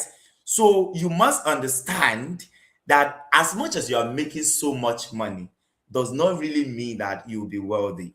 There are things that wealth builder think. That's the way they think, and that way that people who actually settle for less, who at the end of the day do not have anything to show for what they have, that way they think. And welcome with me, Lady Lola, and fondly call Lola Wealth. Please, with a round of applause, they welcome with whatsoever thing you can find. Please welcome Mama on the stage, and thank you so much for accepting to be part of this thing, even though I never told you until Thursday. Thank you so much for joining us. Please, the mic is yours. Absolutely. I hope everyone is hearing me okay. Oh, yes, we can. Good, good. Good afternoon, good morning, good evening, anywhere and everywhere you are joining us from. Thank you so much, Mr. Toby, for having me here. I'm super excited to be part of what you're doing. This is great. I would say this is great. When you told me on Thursday, was it Thursday or I can't remember the day now. When you shared with me, and I was like, yes, I would love to be part of it because that is what I'm known for. I'm known for supporting. I'm known for elevating. I'm known for sharing the credibility because guess what? It is Him, God, who has given us the ability, to make wealth, to be supportive. So anywhere, everywhere we are right now, guess what? It is God's grace. So I acknowledge Him and I give all the glory back to God. So thank you so much, everyone, for a lot of us that have been here for over 1 hour, 2 hours, because I've been in and out joining. And I want to say thanks also to all the speakers that have been here, sharing their thoughts, sharing their leadership, their thought leadership as well, sharing your nugget insight. I want to say thank you so much for giving back to us and also promoting this initiative. God bless every one of you. So without taking any more of our time, I want to say thank you so much. If you have not met me, my name is Omolola Oyewumi. Most people know me as Lola Wealth, and I'm fondly called Lola Wealth. So congratulations to Mr. Toby, and of course to HugeSmile team on this official launch. This is really incredible. Launching, as you know, is not just a small thing. It's really a big deal. It takes vision. it takes courage, it takes consistency, and it takes the gut, for you to say, yeah, this is what I'm doing, this is what I want to do. And you rally a troop around it, and, you cast the vision. It's called vision casting. And for you to be able to say, okay, yeah, let's go, building your team. So I want to say congratulations to the team and to you too, Mr. Toby. So I am a wealth system architect. I am a retired at 40 and ex-Microsoft leader. And what I'm known for is helping professionals build systems. And you know that without system, guess what? It is stressful. And whether it is money you're building, whether it is media, or whether you are building your online presence, the principle is key and is the same everywhere. Structure creates stability and eventually create trust. And I want you to write this down. If you are writing anything down, if you are jotting, and I know for a lot of us that are taking notes, your notes should be full by now, right? So I want you to really write this down, because if you are thinking of taking your business, taking your side gig, taking your small business to the next level, it requires you to be consistent. It requires your structure to be solid. And this is what is going to create stability. Whatsoever you're building, then that stability creates trust. So let me give you one big idea on one sentence. If your online presence has no system, and this is what HugeSmile is helping me, my team, Alola Wealth, they are helping us build as well. Even while I am helping professional build system, I help them build wealth operating system, different kind of system when it comes to their money, their personal finances and businesses. But what HugeSmile also help us to do, helping you create that online presence. If you don't have a system, it will not scale. You will not even grow, not to talk of scaling. And people will not trust you. You know what? People will not even trust what they can't understand. People will not trust what they can't see consistently. So building that structure, and I'm going to be sharing 3 things which is going to really help you as you're coming out of this program, something that will stay with you even as you grow your online presence, even for years to come, because you will always come back to it. It might be simple, but if you are consistent, building that structure is really going to help you. So when people ask, how do I grow online? My answer is always build structure in 3 areas. The first one, your message structure. And I know me and Toby, we have done some, programs together where, I brought him as well into to come and speak to our audience around building that structure when it comes to their online presence. And for a lot of us that are still going to watch this even afterwards, and maybe you're not live here with us, guess what? You're still going to go back to this resource, to this program, and then go and learn and understand the basic foundation when it comes to establishing your online presence, or you want to grow it or take it to the next level by scaling it. Your message structure is important. Your content structure is important. And then the third one is conversion structure. And trust me, if you're an entrepreneur, or you are a CEO, you're a founder, you're a coach, you're a consultant, and you're building your online presence, there are going to be so many shiny objects. These apps, this thing, this coaching, everything will always come like a good program. Because I will tell you, I'm always distracted. What HugeSmile have helped me do is help me come back to my focus, clarity, come back. This is what we are trying to achieve. That conversion structure is very key, because it's not just for you to go and chase this new shining object or new shiny program. What happens when people like your content? That is what we are doing. We are getting visibility. We are getting online. People are seeing us. But what happens when people like your content? Where do they go next? This is what HugeSmile is helping me. Even though we have a structure, they will help you fine-tune it. They will help you take it to the next level. If there is no clear step, attention doesn't turn into opportunity. And guess what? We want opportunity. Every business owner wants to make profit. Take it or leave it. We are not here to do a charity organization. Even for people who are doing non-profits, guess what? They are looking for money. They are looking for funding. So we are not here to do, for a business owner, you want to make profit. And every attention must turn to opportunity for you to convert. So that conversion structure is very important.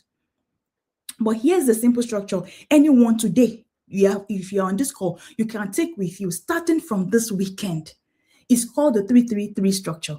And I will tell you, please write it down. I am using this myself, and I know Mr. Toby and their team are really helping us. And of course, we do more than 3-3, but when I said the foundation of how you can start today, because we're talking about that structure, I'm sharing my own testimonial working with Mr. Toby, working with a HugeSmile, right? And this is how we started. 333 framework. First of all is pick 3 content pillar. What do you want to be known for? Be clear. That clarity is important. I'm going to talk about clarity shortly. But clarity, pick 3 content pillar. The second 3, I said it's 333 framework. The first 3 is pick 3 content pillar. What you want to be known for. Even if you already known it, drill it down to a niche. The second 3 is choose 3 repeatable post type. Either you're doing a story, you're doing teaching, you're doing proof, you're doing what's it called? Whatsoever content you think about. Have a repeatable post type. It could be day in the life of, it could be throwbacks. There are so many ideas that can come when it comes to post type, but be consistent with 3 and then continue to repeat it. Then the last 3, is post 3 times per week. This is not a lot at all, I will tell you. When Mr. Toby say, let's be posting every day, we're like, every day, where do I see content? But when you have the structure and you know that, okay, 3 times in a week, this is what I need to do, guess what? It's going to be easy for you. Ideas will come. So when you do those 3 things, you are going to at least have that foundation of that structure that you already have. Pick 3 content pillar, choose 3 repeatable post type that you want, and then post 3 times per week. That's a system. And that system, if you do it consistently for the next 90 days, guess what? You are building momentum. A lot of these people that you see go viral, it's not that their content is new like that. It's just because they are consistent.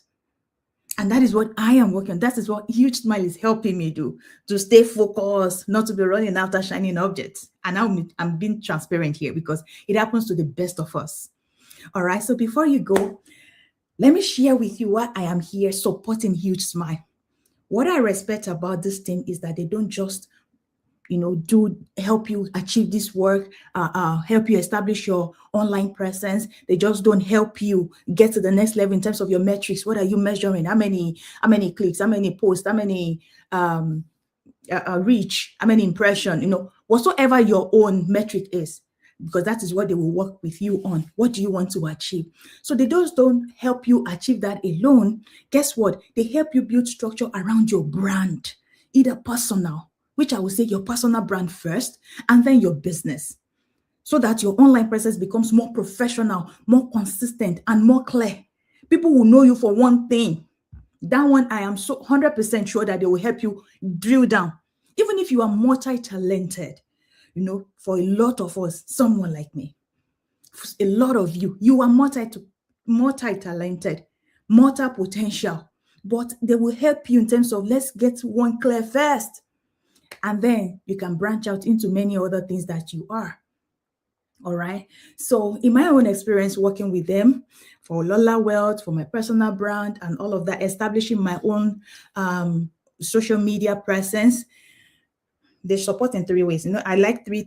I've been talking about 3. Then the first one is that clarity, which I've talked to you about. Clarity, they help you tighten it, your brand, what it looks like, help you tailor it to your message. Your visual is going to match your message, right? It's going to do that. Clarity is very important. Then that consistency, do you see? It comes down to that consistency that is going to help you create that momentum. And it's a reading. How often do you want to get online? Do you want to be consistent? Because there are some days that you will not feel like it. There are some days that your mood, you are just so tired, or you've traveled, you are on plane, you are coming back, and you're like, I don't want to think about it today. But once you work with them, they help you create that consistency. Do you see? So no matter how busy you are or your week is, they will help you create that. And then the third thing that where they show up, where HugeSmile will show up for you, is that execution. And I give this one to Mr. Toby, is is always paying attention to details, and that execution is 100%. I'll give it to him, right? Their team have been also hands-on, they're supportive, and the positioning, that is what you want. They will help you in terms of your positioning. And then one last thing, they follow through. That's one I know I'm struggling. A lot of us, we are struggling. We'll start something, we'll not end it. We'll start something, we'll not finish it. We'll start something and so many things, we'll get distracted. It's not what we want, but guess what? Life is lifing. Life is lifing.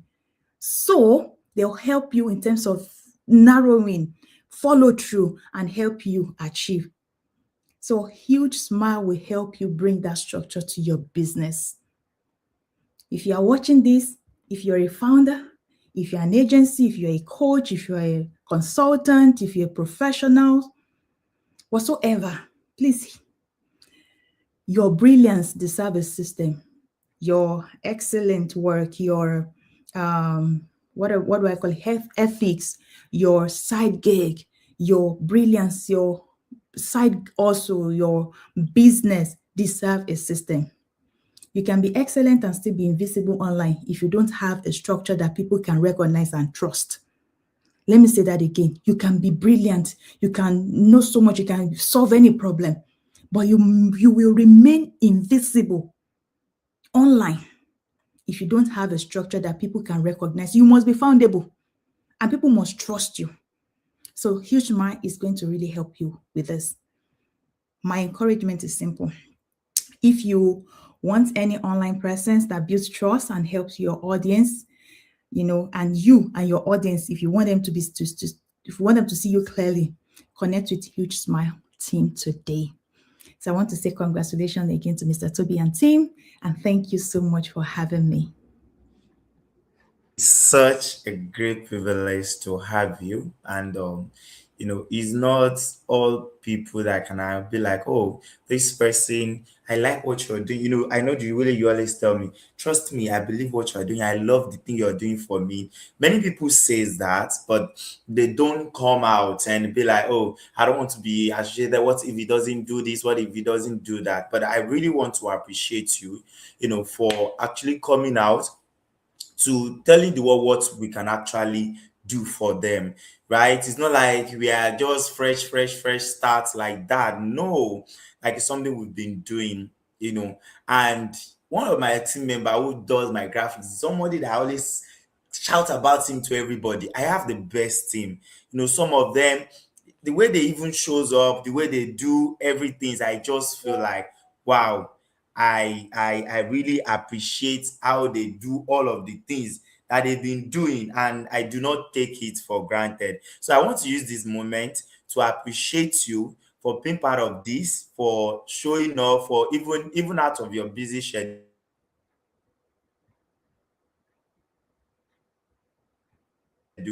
man doing? What's happening? What is she doing now? Sometimes we even fight. Do you get it? I'll be like, this we need to do. Do you get? I'm just telling you guys that sometimes you may be like you are good, huh? You only know little, right? You may be like you're good, but you only know a little until you bring some other people to you. Thank you so much for giving me the opportunity to work with you. And I'm sure that we'll get somewhere better, somewhere amazing as we are going on. But let me just pause it right there. If you not get the snapshot, thank you, Annie. He said he has gotten the huge man snapshot. Get the snapshot. In fact, get the snapshot. It will help you. It's something we sit down and craft out. It's not like something we just be. It's something we craft out of experience, out of the things we've been able to do, and without wasting any much of our time again. Because I think we've spent 2 hours down the line, and this is a very, very long event to us. This is a very, very, very long one, and then we are waiting to have someone on the go. Please, before I actually say that, could you please give a round of applause to Lady Lola in the comment, and make sure you connect with all of our speakers. Find them on LinkedIn, connect with them. Go and see. I can attest to Lady Lola's content. Go and read the content. There's a lot of things it will do for you about finance. Go and read it. Go and read it. Go to our this thing and follow through. In fact, just with the content alone, you can learn so much. So let's tell her in the comment. I will thank you so very much, and we really appreciate your time. We appreciate your support. We appreciate you showing up for us. May the Lord bless you. And I just want to appreciate everyone who has followed through, who has joined us from the beginning of this life. Since the beginning of this life to this moment that we are now, we want to appreciate each and every one of you who has joined us. As a matter of fact, it's not easy for you to be in a room for 2 hours plus. For you to be in a room for 2 hours plus is a very huge thing. And without any of wasting of our time, without any other story or anything that we are sharing again, I would like to welcome our last but an amazing, a superpower woman. You know, when I tell people about Dr. Vivian, and people say, "Oh, Dr. Vivian, that woman, she's huge. She's this, she's that." And I'll be like, "This lady has been on my WhatsApp for a long time. We've been connected for a long time. How come I've not been engaging her? How come I've not been, understand?" And guess what? When I try to know who she is, when I try to go into what she does, I know that Dr. Vivian, she's a powerful person. She is a very powerful person.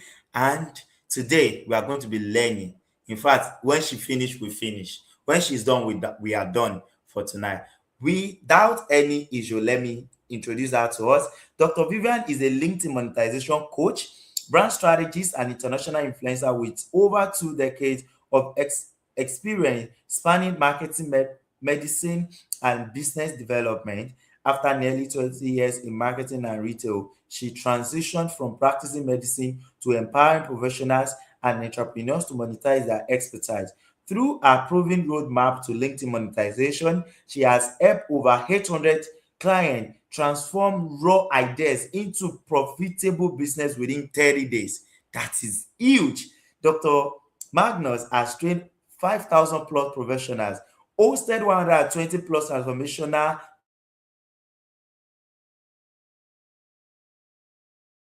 program, founded Bonix Gates Group. She leads a global community focused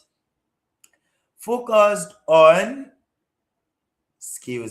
focused on community building, business coaching, and public health innovation. Our mission is to help professional founders and creators build clarity, authority, and strategies to convert feasibility into sustainable seven-figure businesses. Please, with love emoji, with everything you can find, can we please make welcome Dr. Vivian, powerful woman. Welcome to the show. Welcome to the Visual Lots of HugeSmile. And thank you so much for being part of this amazing show tonight. Welcome. How are you doing today?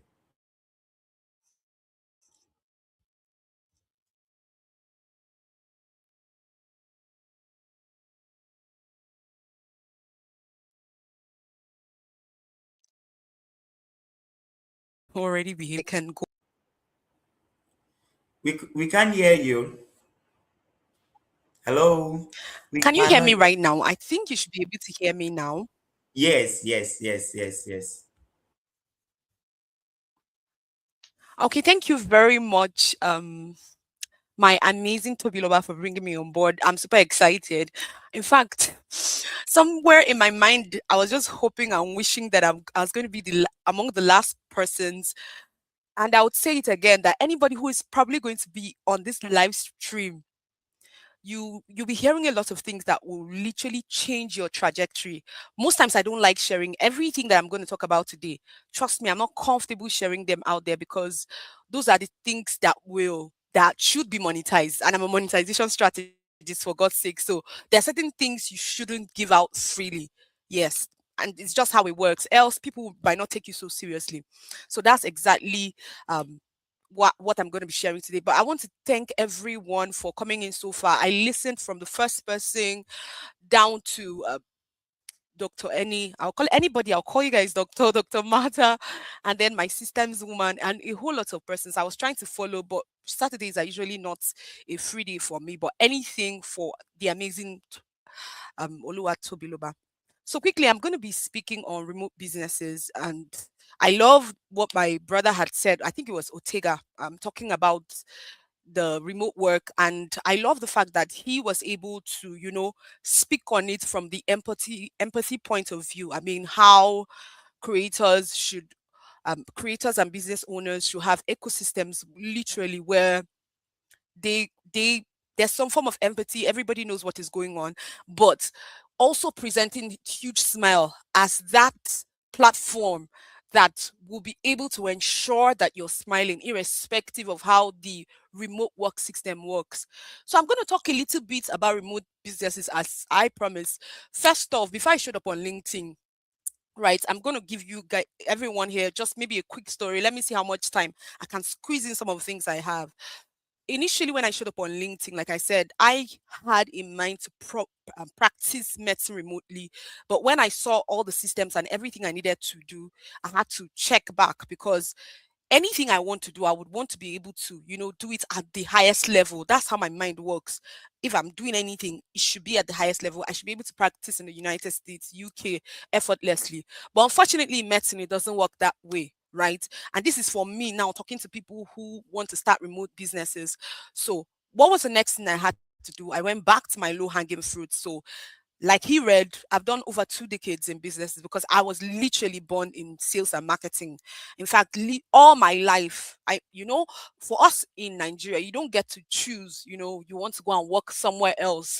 That was not the story for me and my parents. It was basically, once you're done from school, you go to the market, you learn the act of negotiation, you learn to speak, the whole buyer journey, the whole emotions associated. So I literally learned the raw form of sales and marketing and the shameless sales and marketing. So it made me literally very, very shame. I'm a very shameless person, God knows. For those people who are probably meeting me for the first time. So this is my basic journey. And then when I noticed that, okay, if I want to insist medicine, I won't be able to practice, except the next closest thing was medical virtual assistant. And medical virtual assistant still has boards. Like if you want to practice at the highest level where you be recognized, you still would have to do years and years of boards. And then of course I had kids, so I needed to just pay attention to my career break. I'm saying this now because there are lots of people who are probably in a fixed place now. That means you don't even know how to be career agile. That means you don't know how to quickly just transform yourself. You just experienced a shocker. Maybe you left your job with the hope that you're going to start one business. So I'm going to be speaking to remote businesses from the ground up. That's what literally I'm going to try to achieve this night. Even if we don't achieve it now, definitely we'll have another class or another event where we'll just continue from where we stopped. So like I said again, just imagine you probably just experienced some form of crossroad. Most people will scream remote work because you probably have not achieved some form of clarity, so you're wondering what to do. I'm going to tell us how I was able to transform my life through remote business, but the framework I used was entirely different. It's not the regular remote business framework, and I call it the remote work ecosystem. This is me calling it because that was literally what I eventually experienced. So, one of the things I would admonish anybody who is probably on a crossroad right now, maybe you've just been fired, you're looking for an opportunity, try business, right? Try business. The reason why I'm saying this is because most times, right, you might not have all the skills requisite to serve people in what you think you have been called to, or your professionalism, or what your profession or your expertise can open doors for you for. So we're saying this because we know that there are lots of people who are literally battling with imposter, but it's simple. Whatever you can do to help yourself, you can literally do it to help other people. And just like what um Ortega said, right? Basically, from the business owner point of view, everybody wants to have their problem solved. So now you have the expertise, but your expertise is not relevant at that time T for a platform. Try business. So now I've just moved from encouraging people who are probably just wondering what to do. Now I'm moving straight to people who already have these businesses, right? Who already have these businesses. And I've seen a whole lot of business owners struggle on LinkedIn It's a whole lot of things. People will come tell you things like, oh, if you just have visibility, you're going to have a whole lot of sales. And everybody, you're pumping money to a community manager who only just announces, who doesn't understand the wiring and the soul of what you're building. You know, they just keep telling you, oh, you need to post at this time, oh, you need to get more engagements. Now you probably have an influencer influencing your business, and now you have like hundreds of likes and comments and no revenue. That is where we're coming at Huge Smile. So we're saying this because a lot of people just do remote work. So you hire a community manager and they just come, and all they feel is they're probably just going to just sending things to the group, or they keep asking you, what else am I going to do? That's not what we are expecting, that you should expect for the Huge Smile. We are a brand centric organization. In this sense, I mean, okay, when you're building, I'm going to give us a quick framework. That's the ecosystem framework. I don't know where I'm going to stop, but I will stop as soon as my time is up. Anywhere we see again, like I said, everything I'm saying here is not something I actively tell people because I'm doing this because of my brother, right? So it's actually my my paid class conversations, because if you can gain if you can gain clarity at all, you will know exactly what paths or ways your business need to go next. So I said it again, it's possible that you're having that visibility, and those people, those businesses that are seeing you are not businesses that can pay you what you're looking for. And then for some founders, you hardly have reach. Selfishness, I think um it was Mr. Annie that was talking about it. A lot of businesses have been built in some form of, I'll call it the egocentric, maybe this is me speaking all the grammars I know, right? Egocentric, that's, or person based. Sometimes in some other refined ways, we call it solopreneur because we're hoping that, okay, maybe AI will replace every other form. But unfortunately, I have noticed, like I said, some of the things I'm sharing here, I don't tell people often. I've noticed a very huge shift in the sense that when you are building anything at all, a business, we have literally moved from, there was a season on LinkedIn everywhere. Everybody keeps talking about the personal brand.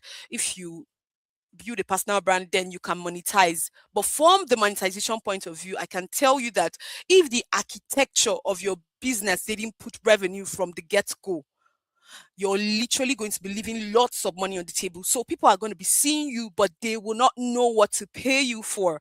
You're going to be all over the place.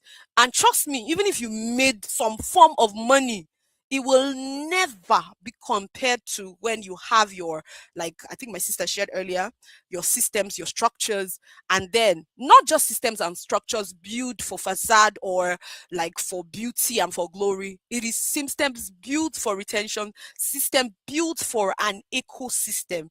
So that's basically the framework I'm going to be teaching tonight. So first things first, you pay attention to your low hanging fruits. If you're a business owner, just like what I think Odafe said, one of the first things you want to do is when you're building a business, you should have some form of expertise in the line of that business. It's going to help you a lot because, of course, things can come up and things. It's possible that someone who is supposed to take care of something, just like Annie was saying, that it's possible that some people in your team might not even properly, say, okay, this is what this person is doing. And then something happens and they all disappear and you can't really hold someone. And then it's between you and your client. You want to avoid that as much as possible, which is part of the things that we'll be working with you to help you do. So strengthening your expertise, which is the ecosystem. I'll start with the E. Your expertise must be as good as possible. So you don't just start businesses you don't have any idea on. And there are many ways to get expertise. Of course, you get better by doing. There's no level of growth that cannot come outside execution. So if you don't execute as often, if you don't get to work with more people, you're not going to get good. So what we normally would say is if you're transitioning from expertise to business, we always admonish that if you build from the community point of view, I'm already going to my next conversation, right? You're likely going to have a lot of test kitchen. So when I had made this summary of my, my speaker portfolio, that was I think that speaker portfolio was ready like December. I think no, November. I didn't November, October. I had just, worked with 800 people. But as of presently, like currently, I already have almost 1,500 people in my community. And I'm telling you because that this is a new move. I don't know if this is your grade, but I just hope that somebody, maybe somewhere, will just pick up something from some of my conversations, and it will happen. I believe it so much. Okay, so I was saying this, you move from your expertise. The next thing is to find a community, build a community of people. There's something I call the authority flywheel, right? Being able to position yourself properly, strengthen your results, communicate your expertise with clarity, making people come to you because of every good thing that has been happening. And I say it again, use the community as a test kitchen for monetization. The first few seasons where you are working with some of these people, money is never really, you'll be shocked, money is never really the biggest deal. And I think I heard Toby Loba said that over and over again at the beginning. Money is really not the biggest deal. The biggest deal is, paying attention to your testimonials, paying attention to the people you're working with, paying attention to some of the errors you're going to make, paying attention to your documentation. Every single part of it, you want to make sure that you are documenting excellently. You don't lose even one thing. Okay, so we're being able to achieve that right through the community. The community is like a test kitchen. Everything in your expertise, you work with maybe the first 100 people, you get result, document, you launch out for more people. Depending on, at this point, if you're working with us at the Huge Smile, we will give you a time when we will want you to pivot, because it's simple, right? It's simple. You now are working with us because we made all the errors you are supposed to make in your businesses. So the next thing we do is the offers, or the offers. I usually call it the Yes, offers over products. So one of the things I notice with most business owners is that every time they churn up something, maybe they just a book, they will write a book, and then you're probably trying to pressure people to just get those materials. No, that's not how it works. For a business, you want to make sure that your offers are as community centric as possible. I said it again, as community centric as possible. There's something I call the offer triangle. So it means that, first of all, your product is like the least, it's not even the main thing you should be communicating to people. First P is you talk about their problems, because that is where everyone wants some form of solution. Then the next P we're going to talk about is that we now talk about the promises, because if we know that there's a problem, which is everything we've been talking from beginning to now, for these clients, for this business founder, or whoever your ICPs are, we have something that will help you. If you're currently here, oh god, the time is so short, right? But if you're here and you still don't understand the kind of people you serve, please reach out to Tobiloba. We're going to help you curate that excellently, right? We're going to help you curate that excellently. So let's say that you now have a problem. For me, I would always say, for my community, I say it over and over again, lead with a problem. It's better you find a problem than find a passion you want to push. So for some people in that over triangle, it might be their passion. Passion is from the I usually add passion and thought leadership together, because one of the things I notice is that it's possible that you're fascinated about something, but that's not really what other people like. But then there are other channels of monetization across all other social media platform. For me, based on the positioning of LinkedIn, the LinkedIn algorithm, I don't know if I'm so comfortable for people to continuously build here from the passion point of view. Yes, you can show up on LinkedIn maybe 3 times, 4 times a week, like posts. You can host live events as often as possible. But most people who are passionate, I always like them to build on the larger, platforms that has more of the numbers, where people will just celebrate you for just showing up, because there's something that is different about you. There's something different from your conversation. So I admonish you, make sure you have a YouTube channel, make sure you have a Facebook channel, which is part of some of the packages I'm sure that HugeSmile will help you, generate those copies, maybe write those video contents and all that. Those are how to build your business. If your business is passion led, then you need traffic. Well, let me just see where I can stop. Some of this conversation, like I said, I don't tell people often because it's not something I'm happy to share because it's literally my money that is going out, right? So if you're a passionate person, you need a whole lot of traffic. You need to build on other platforms where they traffic, but LinkedIn is the ultimate headquarters for knowledge, ultimate headquarters for excellence. So it's better. One of the things you do is you maintain relationships on LinkedIn because LinkedIn's relationship is super deep and it will pivot your businesses into institution as fast as possible compared to all other systems. Relationships on YouTube is so caged. You hardly bond with people there.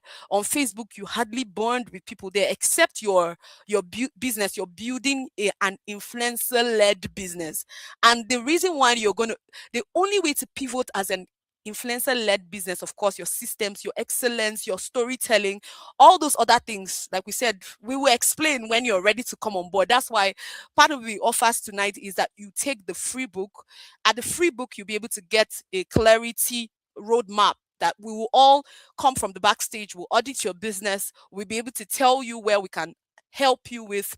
If you're somebody who probably don't even have any form of visibility at all, don't worry, we'll walk you through that part. But then if you already achieved some form of visibility that has literally lack or reproducible revenue, we'll be able to walk you from that other end as well to generate building a system that will cost money to consistently come into your business. So as I was talking about you deciding on, so I talked about the 3 P's. I talk products, and then I said I talk problems more than I talk passion. But yes, it's still the same model when you're trying to build your offers.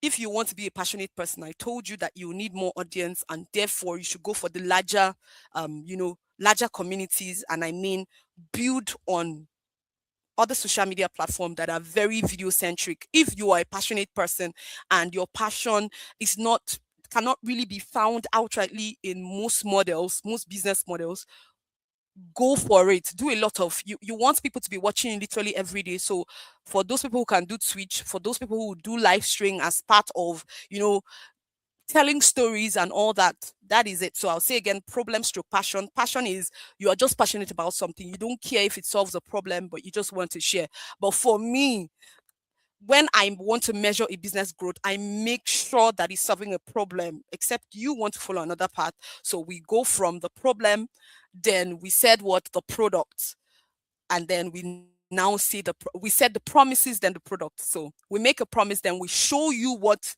you can use to to gain all this that we're talking about, or to alleviate your problem, and then help you, you know take you from A to C or from A to Z, depending on all the promises we're making to you specifically. So I'll repeat again. So far, I've been able to talk about the first conversation. I said in the ecosystem framework, one of the first things we want to do is to pay attention to your expertise. But if you're just a passionate person and you just want to share your storytelling person, everything is all there. The only thing you want to do is, rebrand yourself, right? But make sure that the next conversation, see, you carry your community along. The beauty of community is that it gives you a test kitchen. A lot of us host live events, a lot of us have been building online, but we can't even be proud of an email list. We don't even own our audience. Like, we literally just show up when we want to show up, but then we can't really access them in different places. Now, I don't know how many people who can say that they have up to 10,000 people on their email lists, and you have 28,000 followers, you have 30,000 followers. That means you're literally building your business on a borrowed ground. So those are part of the things that every business owner, like we said, working with a HugeSmile, will be able to start repositioning from you.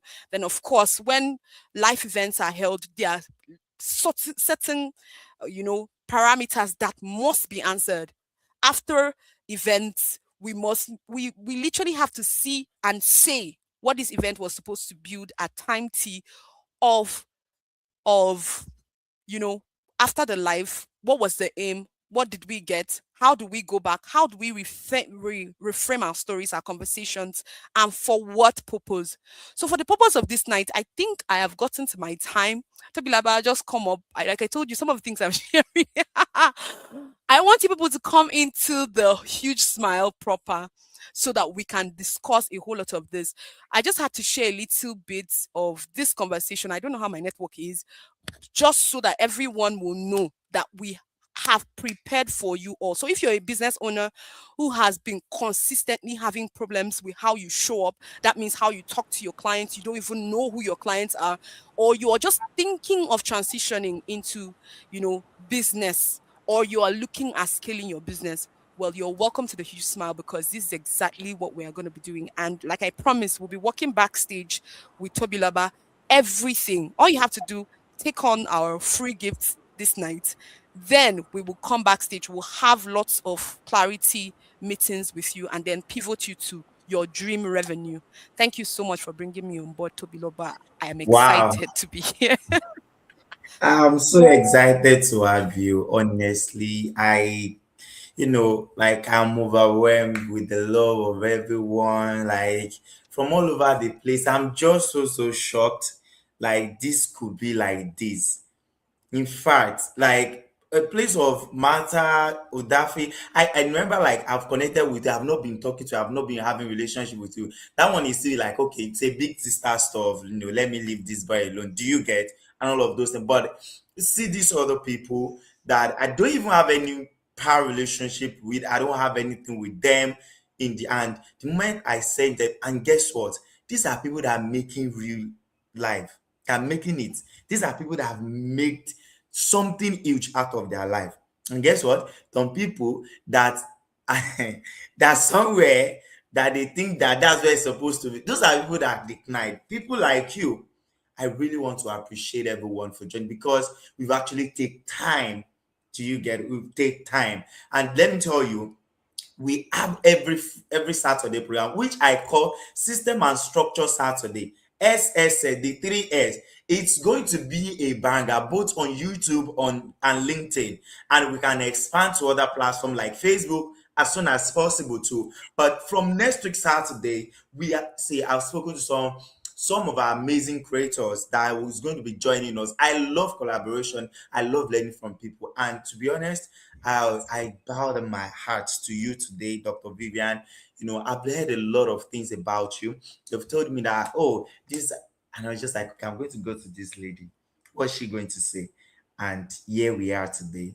And really want to appreciate everyone. To everybody who is still, I think Martha said she has to go. But to everybody who are still in the room, like I can't imagine that. But that is still stay true all the way from the beginning. I think it was the second speaker that spoke. He still stayed true. Like I really want to appreciate each and everyone who has joined us on this live stream. If you've not take the snapshot, you have to take it right now. Take it right away. Fill in the gap. Do everything you need to give. This is what we've got for you. Even we are still bringing it next week for you to be able to learn everything and get to the next level. And guess what? Dr. Vivian, as she has promised, is going to be working with us on the ground because when I see greatness, I recognize greatness. It takes great person to be able to recognize what is great.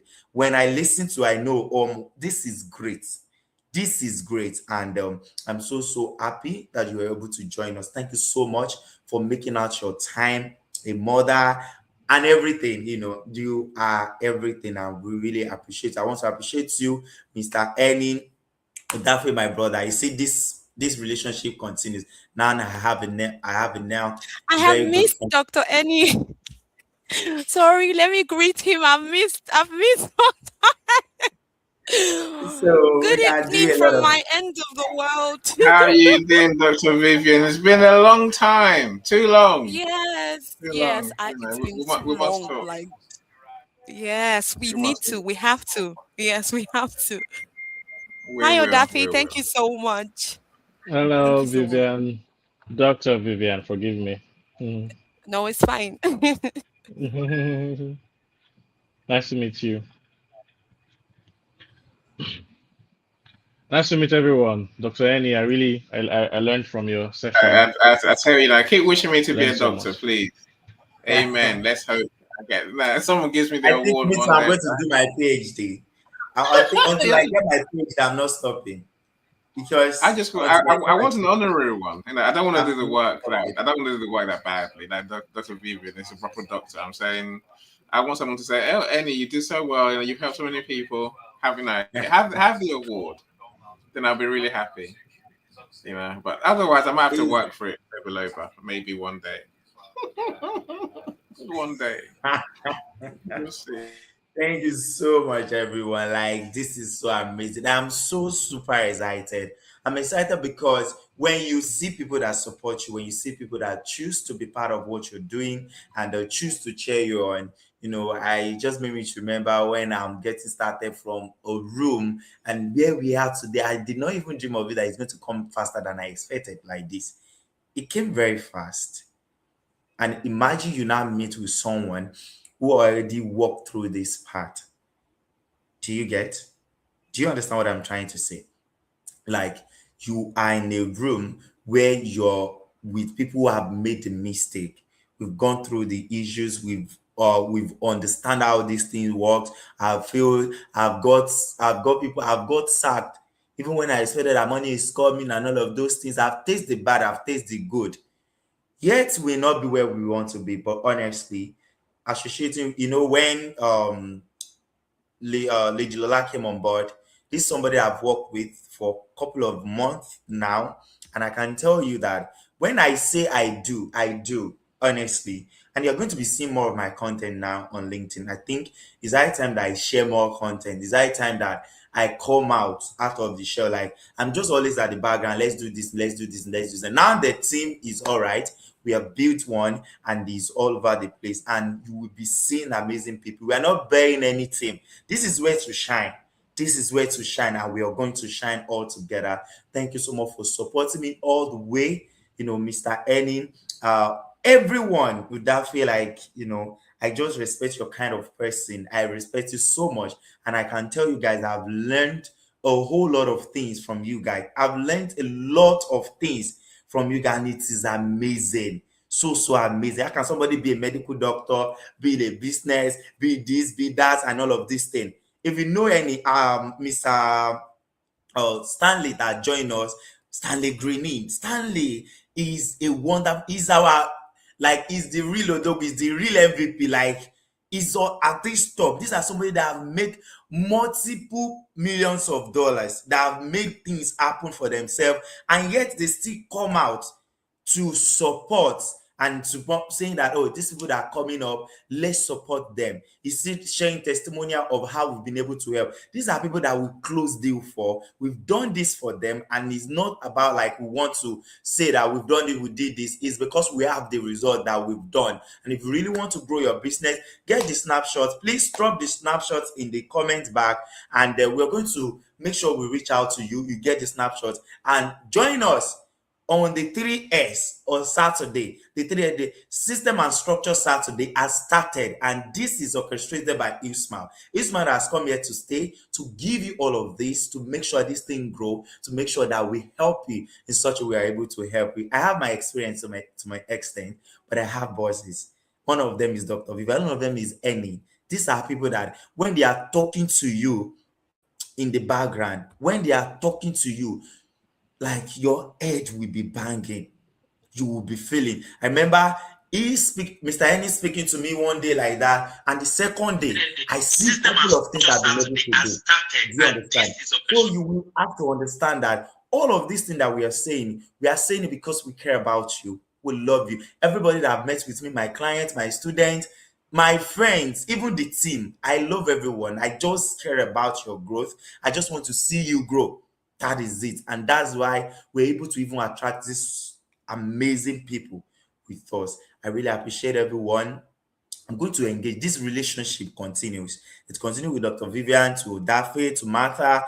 I've had a solid relationship with Mr. Enid all the way, and I really appreciate everyone.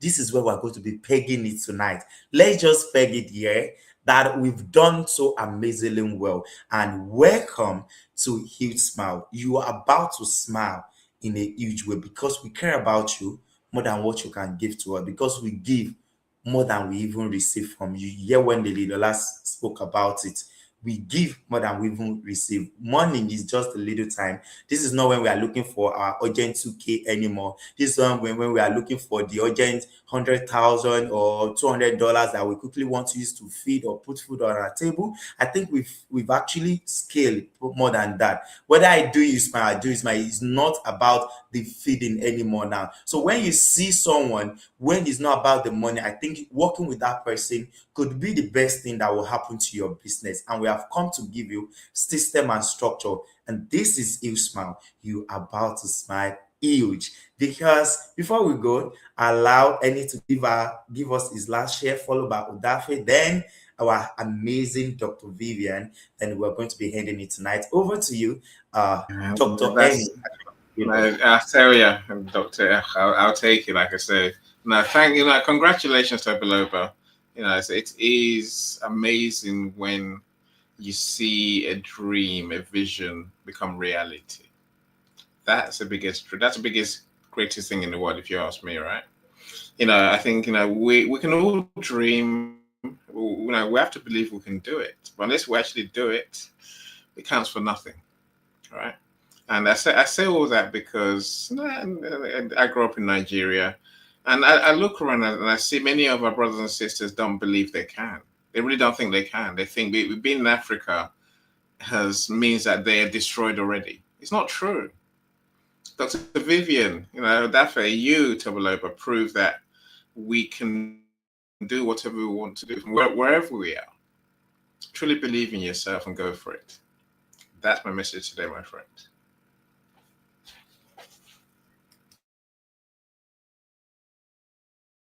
Believe in yourself and go for it, right? That's the message right there. Take it home. Odafe, who has done over 80 works on Upwork. Imagine, isn't that incredible? Isn't that so amazing? Like, I cannot see greatness and do as if I did not see it, because I know what it takes to get to somewhere. I know what it takes. I came from minus zero. I tell you guys, I came from minus zero, and I know what it means. You get to be somewhere that we are today. It's not easy.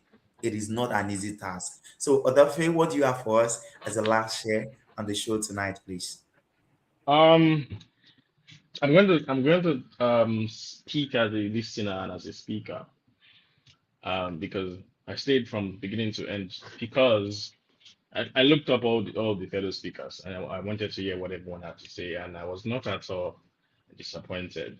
Um, the thing about growing in this computer-based world, I don't think people use computer anymore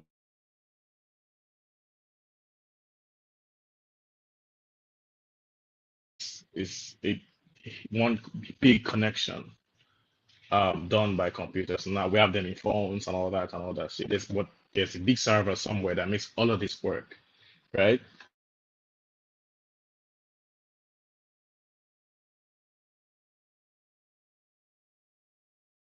Oh my God, my dear Nigerian network. To care. It worked for You guys nearly to care. three The hours. client Come has on to now. care. The freelancer, the remote worker has to care. So that would help. That's the fastest way to grow. One thing I've learned that I've noticed that clients that become my friends, not like they become friends and they stop paying me, but clients that I've worked with and then they trust me. They last longer. They don't only last, they refer more people. Like I've gotten 10 clients from one person before. Like I've had one person because we became friends. Like they forget, like I forget, there's a particular client I have right now. I've forgotten who I met her from because what I did, we struck a deal that made us friends, right? I gave her like a bonus plan and she ran with it and we became business partners and we become friends. I don't even know who referred her to me. She keeps telling me that's her brother. I don't even remember him. So because I cared about her, because of because of during negotiations and during our dealings, I always consider her. She will say, "Well, I have this. Okay, let's consider this." Show concern. I think Dr. Annie hammered on that, like, and Dr. Vivian also said, "Do not be so self-focused." We get a lot of freelancers and remote workers just concerned about their tummy, you know. So I think it's important to understand that whether you're with a team, whether you're going alone, whether you're building a team or you're building your name, online presence, care for other people. People can tell when you do not give a feedback. They can see it in how you speak to them, in how you handle their work, in how you relate with them. So I think that from one thing that I think everyone should draw from this overall session is just care for the work you do, care for the attention to detail. If the work is not good enough for you to consume, then you should send it as delivery, even if it's something tacky for you to consume. Think of it as giving it to the highest power. It could be God, it could be your president, it could be whatever it is that you serve. Just care, and it shows. I've had people react to my work and say, when I write stuff, business plans or academic work, and they look at it, they look at it and they're like, looking at it, I know it's good. They just see it and they see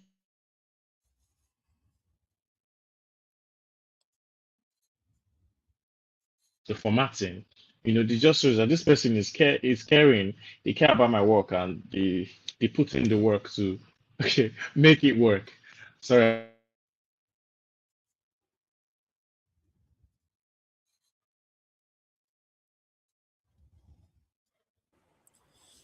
Oh my God, but that was genius.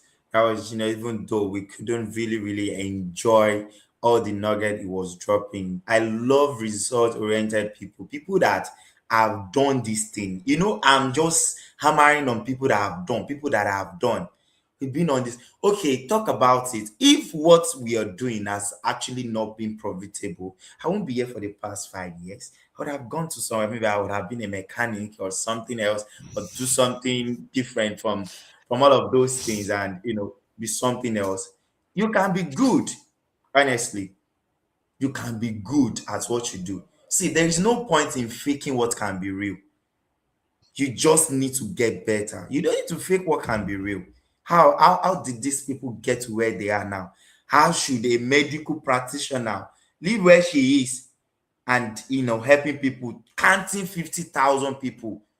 This is huge. Over to you, Dr. Vivian, please. Okay, like I said, thank you so much for bringing me here. And it's such an honor to even be on the same panel with Dr. Annie right now because it's been a huge while. Usually, the evenings are usually very chaotic for me. But this is what I'm going to tell anyone, right? Remote working is working to, you know, leverage someone's business with your expertise.